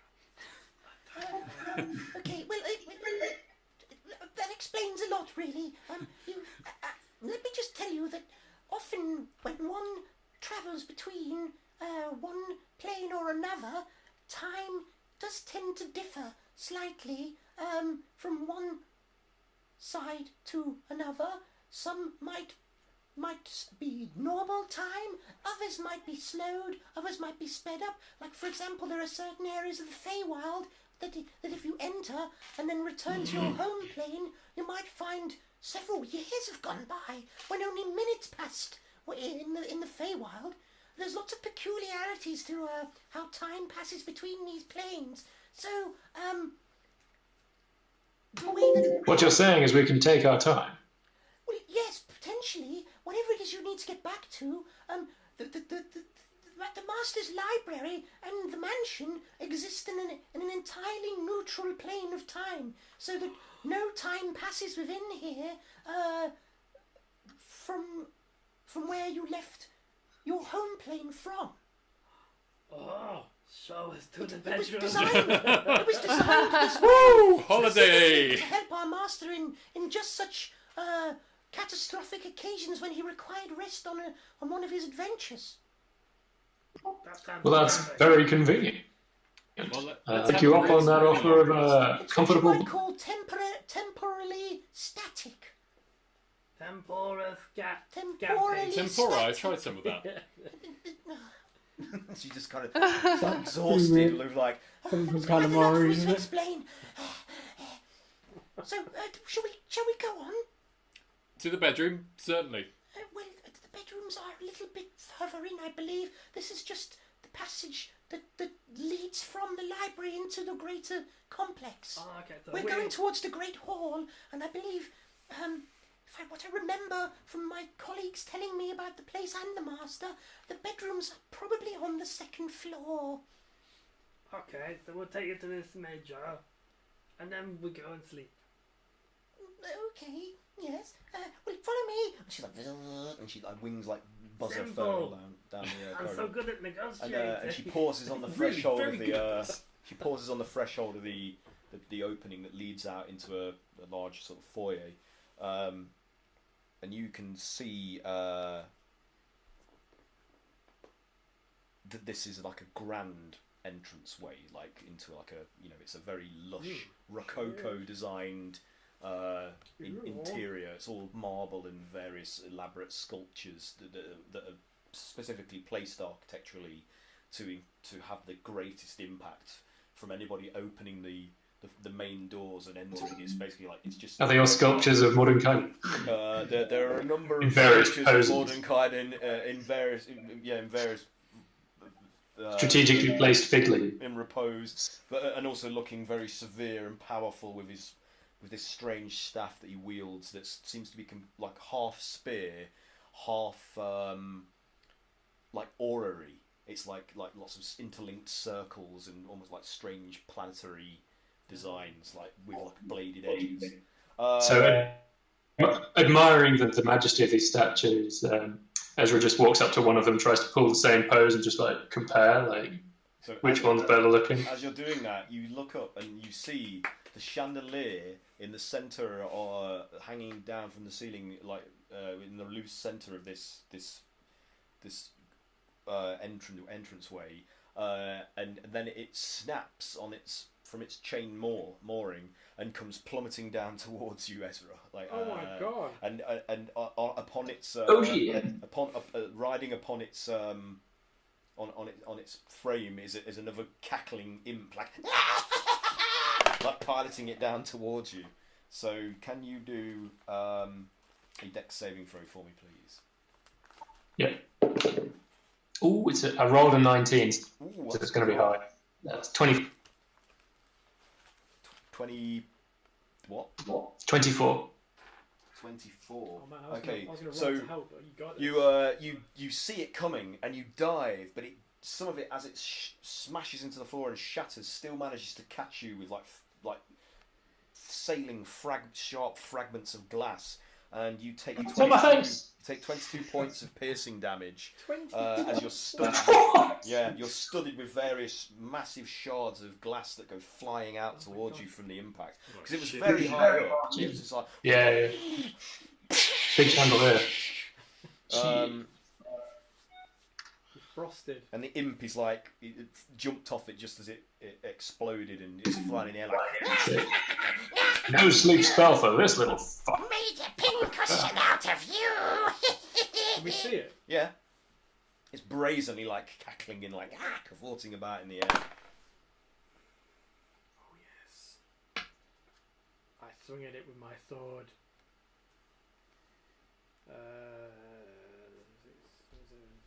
29. 29 to hit. Yes. Yes, indeed. This is indeed a hit. This is a hit many times over. Oh. A hit. A palpable hit.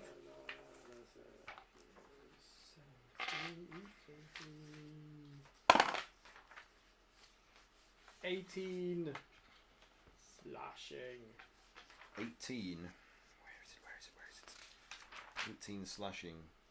Yeah, you as you just slash it in the air, and you carry it down with the blade as it's caught, and just like, and then the blade parts it as it's carrying it through the air, and the two halves of the creature just go flying off, and it's cackling but also like screaming in pain. It's like,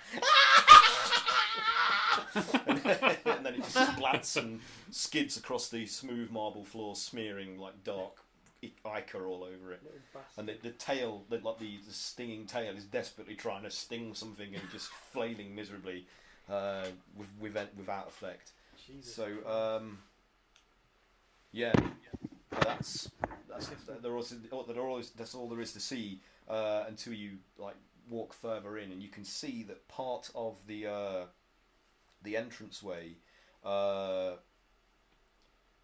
is a grand organ that's situated between two twin staircases that lead up to the the landing of the second floor. So this and the pipes of this organ flow underneath the balcony of this second floor landing and rise up behind it like into like an array of great big like fluted pipes, you know. So it forms part of this, you know, opulent display of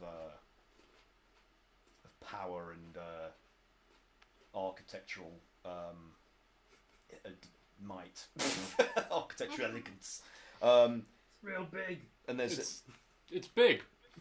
And then there's an alcove like beside on the opposite side to where Ezra was like matching himself against this rendition of Mordenkainen. There's another one across on the further of the right hand side staircase, and then in this alcove there's another creature, and it's like pummeling the statue of Mordenkainen, like smashing bits off it in a rage.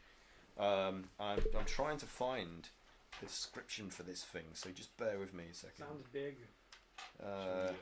Ask Capricorn where Mordenkainen is. Probably on a photo shoots. Getting another statue done. Cover his next book. Can't find it. Oh, I have to refer to the index. Excuse me, bear with me. Flicking through book. Like a sage It's a poring over mouse. his manuals. It's a giant mouse.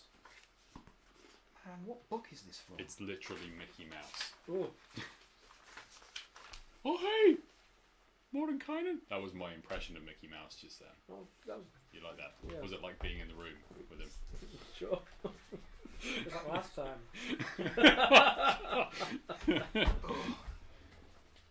I think it's in. Oh, shite. Oh, hey there. I think it's in this book. Anyone can do it. That was Michael Jackson. That was really good. That was, oh god, which one's which? I just don't know. Oh hey Macaulay! Nope, it's not in that book. Yeah, we're taking off the air. Oh, dear. I can't remember which of the monster books it's in, so I'm struggling a bit here. I can search for you. Man. Yeah, but then I'll be telling you what it is. I'm okay with that. No.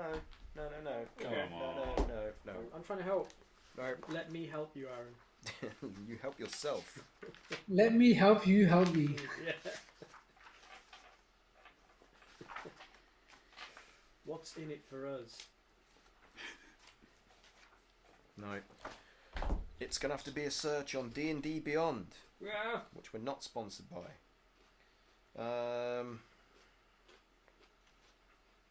But I use it every week, and so should you. It's damn handy. Hey, internet. Have you tried this app? It's amazing. I mean, who hasn't tried it? Is there anybody out there that plays D&D that hasn't used D&D Beyond yet? Surely there isn't. Mikey used it. I used it once. Yeah, Has he see? used it? Used it once. Yeah, I got it. D&D Beyond. Yeah. Kat, have you used it? Yeah, used it. Hector, you have to have used it. Still time. Converted. We're all converted. And here's my new tattoo.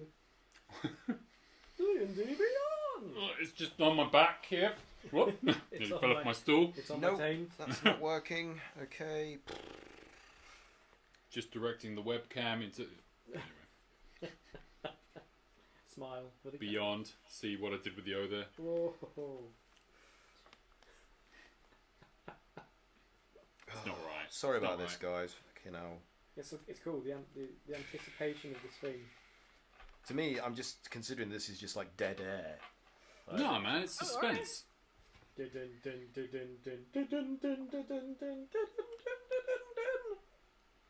Giant mouse. I knew it. It is in fact Michael Jackson. Ah, and there's his best friend, the Elephant Man. Whoa. I'm just imagining we try and like take a swing at him and he just bends backwards. Aha! Like That's a why cappella, I couldn't and find you're it. okay. Because it's been spelt wrong in this document, so I'll have to inform the author about that and try and get him to change it. There we go. There we go. A giant mouse. Big mouse. See, this is why proofing and editing your work is a necessity for when dungeon masters run your module. Because I can't know every monster off by heart. Here we go. Right, this thing looks like. Ain't nobody got time for that. How dare you!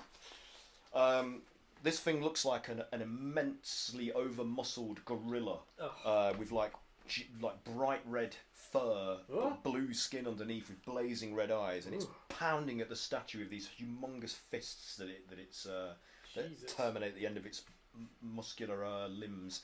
And at the side of the chandelier, like and Ezra like diving and yowping in pain as the shards perforated his body. It turns around, and it's like, and looks at you with its like blazing red eyes, and it's got these two jutting like under tusks like coming up from its lower jaw, and then it picks one of the chunks of the statue up that it's broken off and flings it at Ezra. So can you do another dex saving throw, but with disadvantage, please, because you're currently. He's throwing it at me. Yeah, he's throwing it straight at you because you're the lead at the minute. I'm not going to beat that guy, but if I'm prone, then I think ranged attacks against me are at disadvantage because I'm on the ground. You are correct, sir. Yes. I will accept that. 19. So you got to beat 19. Getting squished. Oh dear. Yep, that's a hit. Okay, so it's going to be improvised damage, so Time to neck a potion. what will that be? Okay.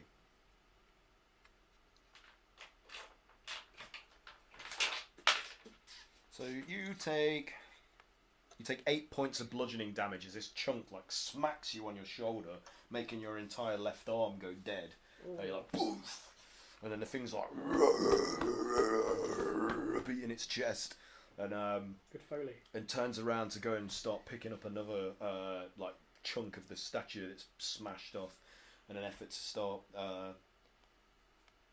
attacking the rest of you. So what are you going to do? Do you want to roll initiative, run away, whatever? It's up to you. And as this is happening, another imp comes flying down from somewhere high up and sits on the seat of the organ and starts playing epic battle music. Oh my god. And it's like Terry Jones in Monty Python. Very talented imps. When he's the naked pianist and you can see his bum. And Oh, he's yeah. got that. And he's like, Ding, ding, ding, ding, ding. yeah. Ding, ding, ding, ding.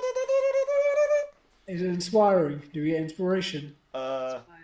No, but the ape demon does. Fuck. Shit. Yeah. That's the It's for opposite. him after all. Is it? I know, guys. Let's cast sleep. So what are you doing? You going into combat, or are you attempting to do something else? Like what's the plan here? I'll let you try. You can try anything, but if you want to fight, obviously we're gonna have to roll initiative. All of my spells are based on hitting things. They're not even spells. What Did I say Terry Jones or Terry Gilliam? I meant Terry Jones. I think Mordenkainen wants this guy around. Yeah, I should probably get rid of this weird giant ape.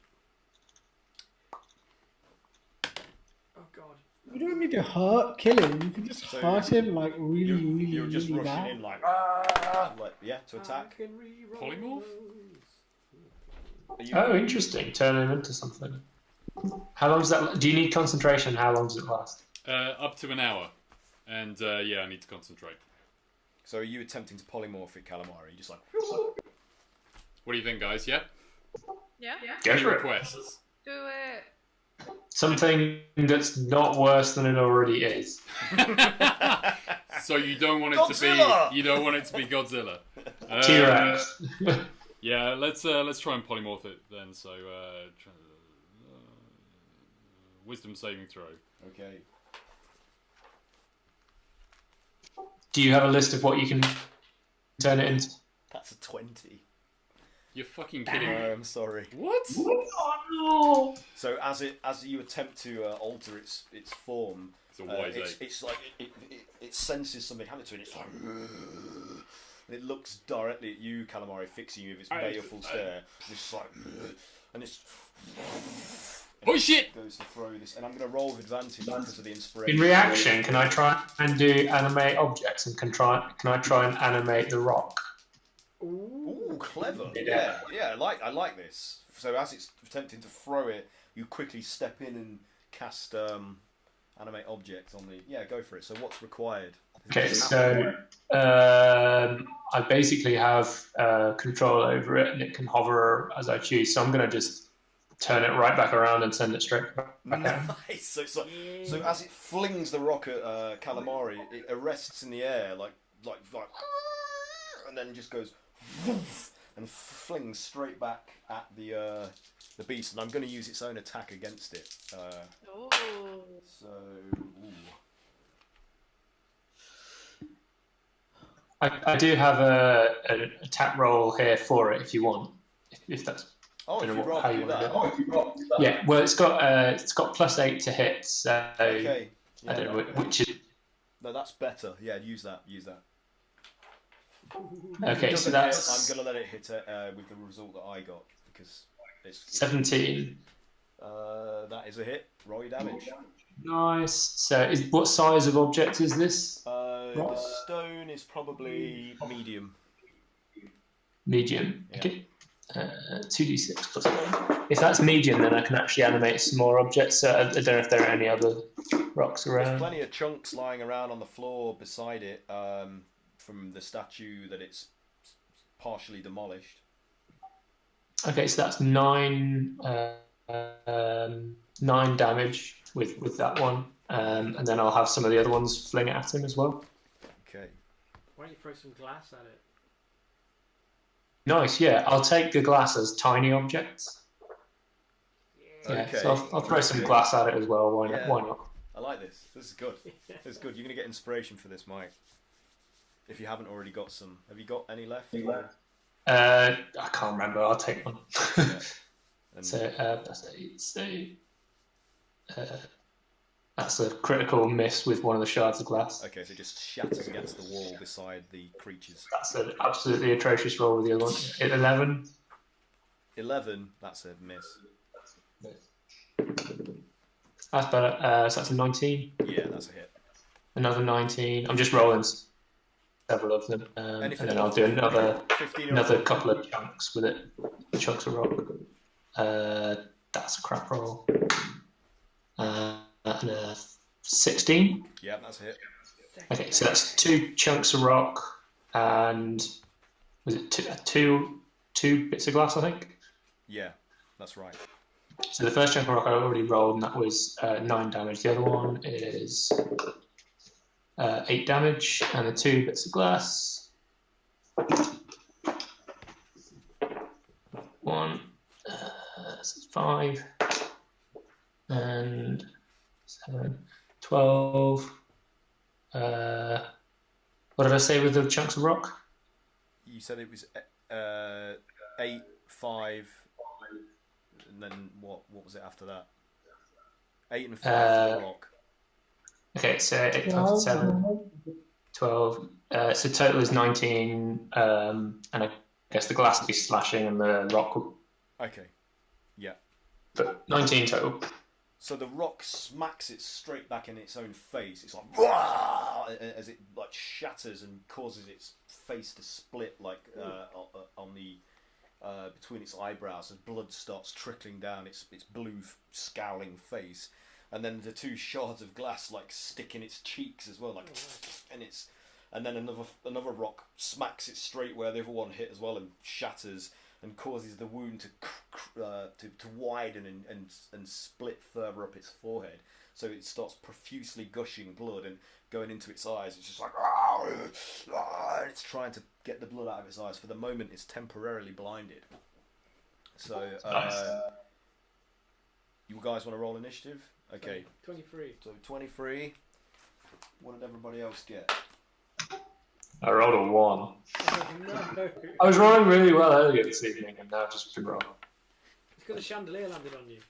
That might do it. Yeah, that makes sense. Um, And I did just cast a spell, so it makes sense I would go late. The fates intervene. Chupa, Kayla, what did you guys get? Chupa got 22. 22. Yep. 14. Kayla? 14. Yep. Alright, you all get to go before it does, so. We're Well gonna done. smash it. So, Cray, you get to go first. So I'm assuming you're just charging at it with blade held high. Yeah. Yeah. Trying to mess more of his face up. Go, go, go. Oh, that was so nearly a natural 20. 19.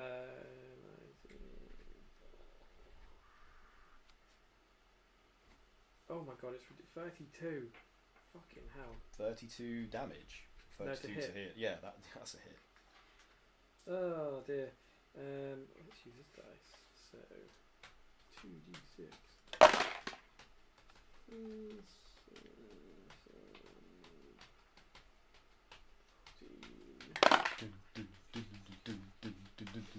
Uh, 18. 18 damage. 18 slashing, yes. Yes. For my first attack.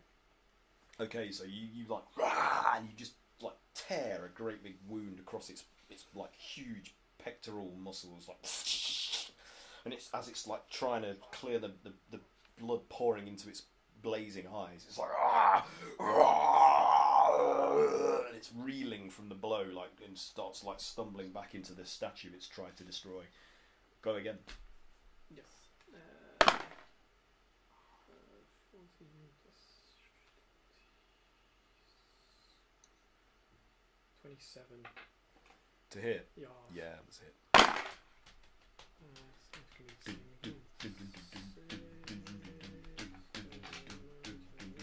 Is that Conan? Am I singing something from Conan? Oh, Is 16 it Basil slashing. Poliadoris? Poliadoris. I don't know how it's supposed to be pronounced. It's another name that eludes me. 16. 16. 16. That's the fifth 16 today. Okay, so you like, and then you like slash up and like open its guts up, so it's like, and all its innards start to spill out from its inside, and it's like it's desperately trying to gather up its intestines and stick them back inside its bleeding belly. So it's looking extremely One more. extremely rough now. It's nearly dead. I'm not going to waste any. Trying. So this guy's really not feeling well. We'll chance it and say, all this pain can stop if you just settle down and go back to wherever you came from. Try and persuade him that maybe he should calm down. So with one hand holding its guts in it, like it rubs the blood out of one of its eyes, like scowling and looking at you like penetrating hatred. And it's just like it goes to like try and attack Draco and you. That's a no there. That's 18. 18. Yeah, that's a hit. Roll your damage. So that's 16. Ooh. 24 slashing. Okay, so how do you finish it? What's the finishing blow? I just chop it in half. And it's like it just travels through its midriff like it was butter. It's like, and it's a moment before the thing realizes that it's like it's been cut in half, and it's like, and then its upper half just slides off the legs and splats and slumps against the foot of the statue that it was trying to destroy, and it's just still and dead with a look of like one open-eyed surprise. So it's gone. Well done. I kind of turn And the imp playing the piano suddenly stops, and it's just like, and then it just like bolts off, like flies up the stairs. I look sheepishly at Apple Glimmer because obviously we just killed something again. Plan B. So she's like, Well, looking at that one, I don't really think negotiation was on the cards there. That's fine. As long as there's plenty left to run there. I can't imagine that one was very important, really. And she's just like looking nervously about, like she's not really very sure at all of any of this. It's like, so where should we go next? There's the right or left-hand stairs, which we're right next to the right, aren't we? We could go up to the second floor and find a bedroom, or we could maybe go to one of the wings, down here, off this grand foyer. It's up to you. I imagine everybody. Perhaps we should rest Yeah. after we've sorted that. Ezra just had the rain dropped on his head. okay. I can't imagine what they'll do to us in our sleep. Okay. So That's a good point. as you go up the staircase onto this second floor landing, you see that this entire second floor is kind of like, it most closely resembles like a spa or like a baths, like Roman baths. It has that kind of quality to it, and there's one like large central. Let me find the map so I can better describe this to you. Are you telling us this is going to be the hot spring episode? Oh, finally! Is one of us Finally! One of us is going to have an epic nosebleed. There's one long corridor directly in front of you, and then either as you turn like from where the stairs landing like leads up and look around, there's a huge luxurious pool, like a swimming pool behind you with steam coming off it. But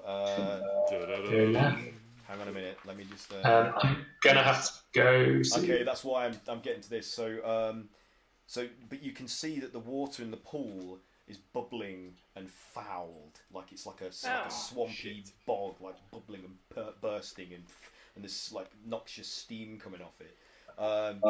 Is it supposed to look like? One of those fancy mud baths. She's like, I don't really think it's meant to look like that. I believe this was meant to be a place of serenity and cleanliness, and it looks like something's defecated in it. And so she's like, Gregory!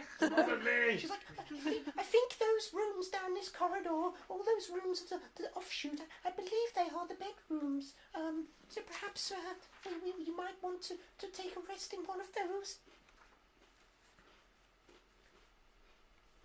How many can fit in a room? you know, to go and have a look. I'm not sure I feel particularly safe in this place as it is right now. Rest. But if you go in the room in time... Oh, so the imps couldn't, like, come in and fuck with us? No. Potentially, yeah. She's like... That's right, yes, you've got it right. The rooms are temporarily static. They're in stasis, so time passes differently in there as it does outside. So once you're in the room and you are in temporal stasis, and then when you leave, you return to exactly the point that you left. So how many rooms were there? Oh, there's many rooms down here, but I believe some of them might be bathrooms as well, like an adjoining bathroom. We could go in pairs, then we could watch each other's backs. So All like right. two to a room. Yeah, I mean, if this all works, then we don't have to wait long, do we, to for the other person to rest? They pretty much lie down and then get straight back up, right? I think so. Is that how it works? Magic. It's fantastic. Well, if we stay outside the room from our perspective, then yeah. But for the person in the room, obviously. That makes sense. But if we go in pairs, one takes 40 winks and the other one takes 40 winks. Just so we, in case we're not sure about the magical thing. I think we will have to break here because there's some That's good. there's some extra steps that will be required for you to identify a safe place to rest. So Always one step away from That's rest. cool. so we'll pause there because I think you're on the landing of the second floor spa facility, and that's it. Touch the handle and then credits roll. So is there anything anyone wants to promote or give a shout out for before we sign off?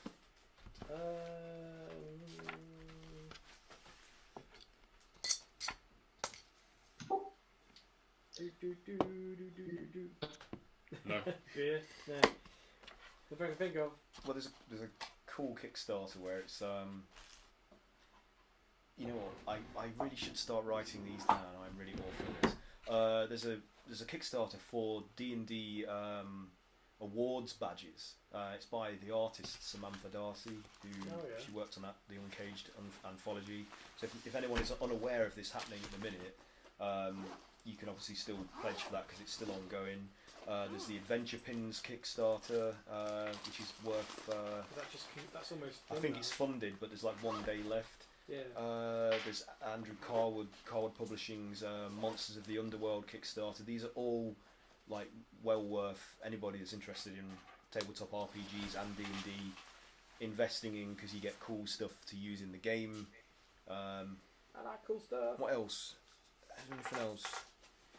Just shout outs to the stuff that I've used today in our session. We've been continuing with Christy Nighthorn's the Tower Golem Adventure, which is available on the DMS Guild, which I've mangled and fused with a few other things, including March of the Colossus by Imogen Gingell, which is also on DMS Guild.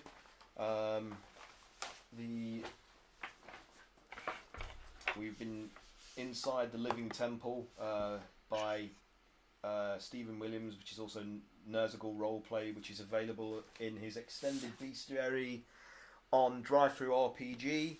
And then also I was drawing upon this document for some inspiration today, which is Mordenkainen's Magnificent Mansion, which has a little mini adventure at the end of it, but it's mostly about making your own version of Mordenkainen's Magnificent Mansion. But I liked the flavour at the end, with the mansion being under attack from its once servants. So we've been drawing upon that.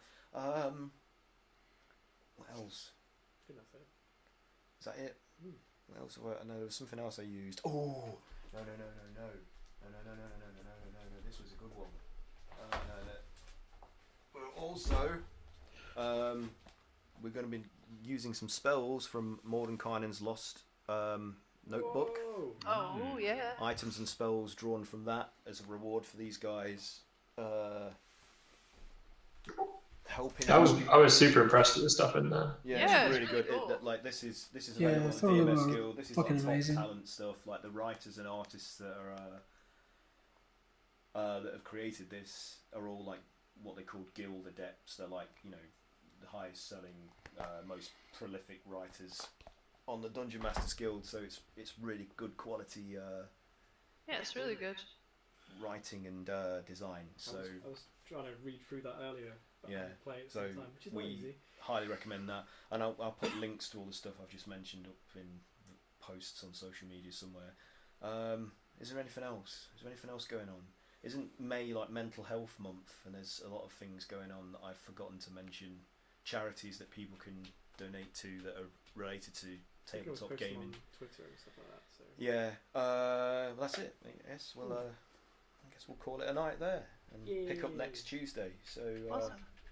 thanks to anybody that took the time to watch us. It's appreciated, and do please talk to us on social media if you want to. We don't bite, but we do lick. Oh, I apologise for my character's voice.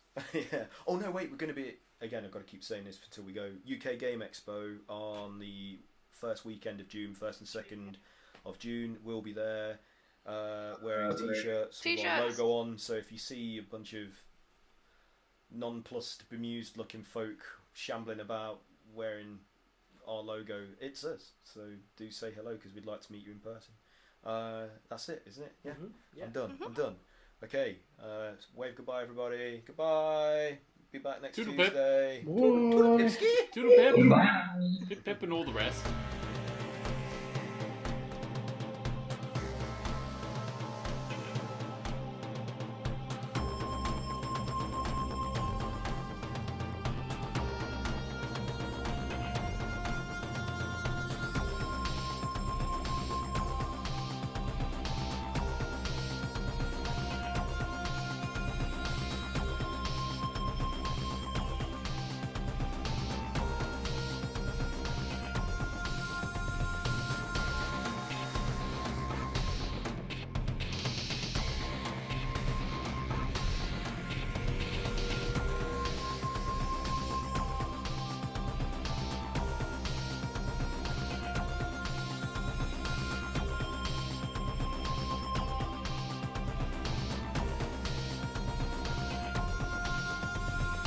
Bye.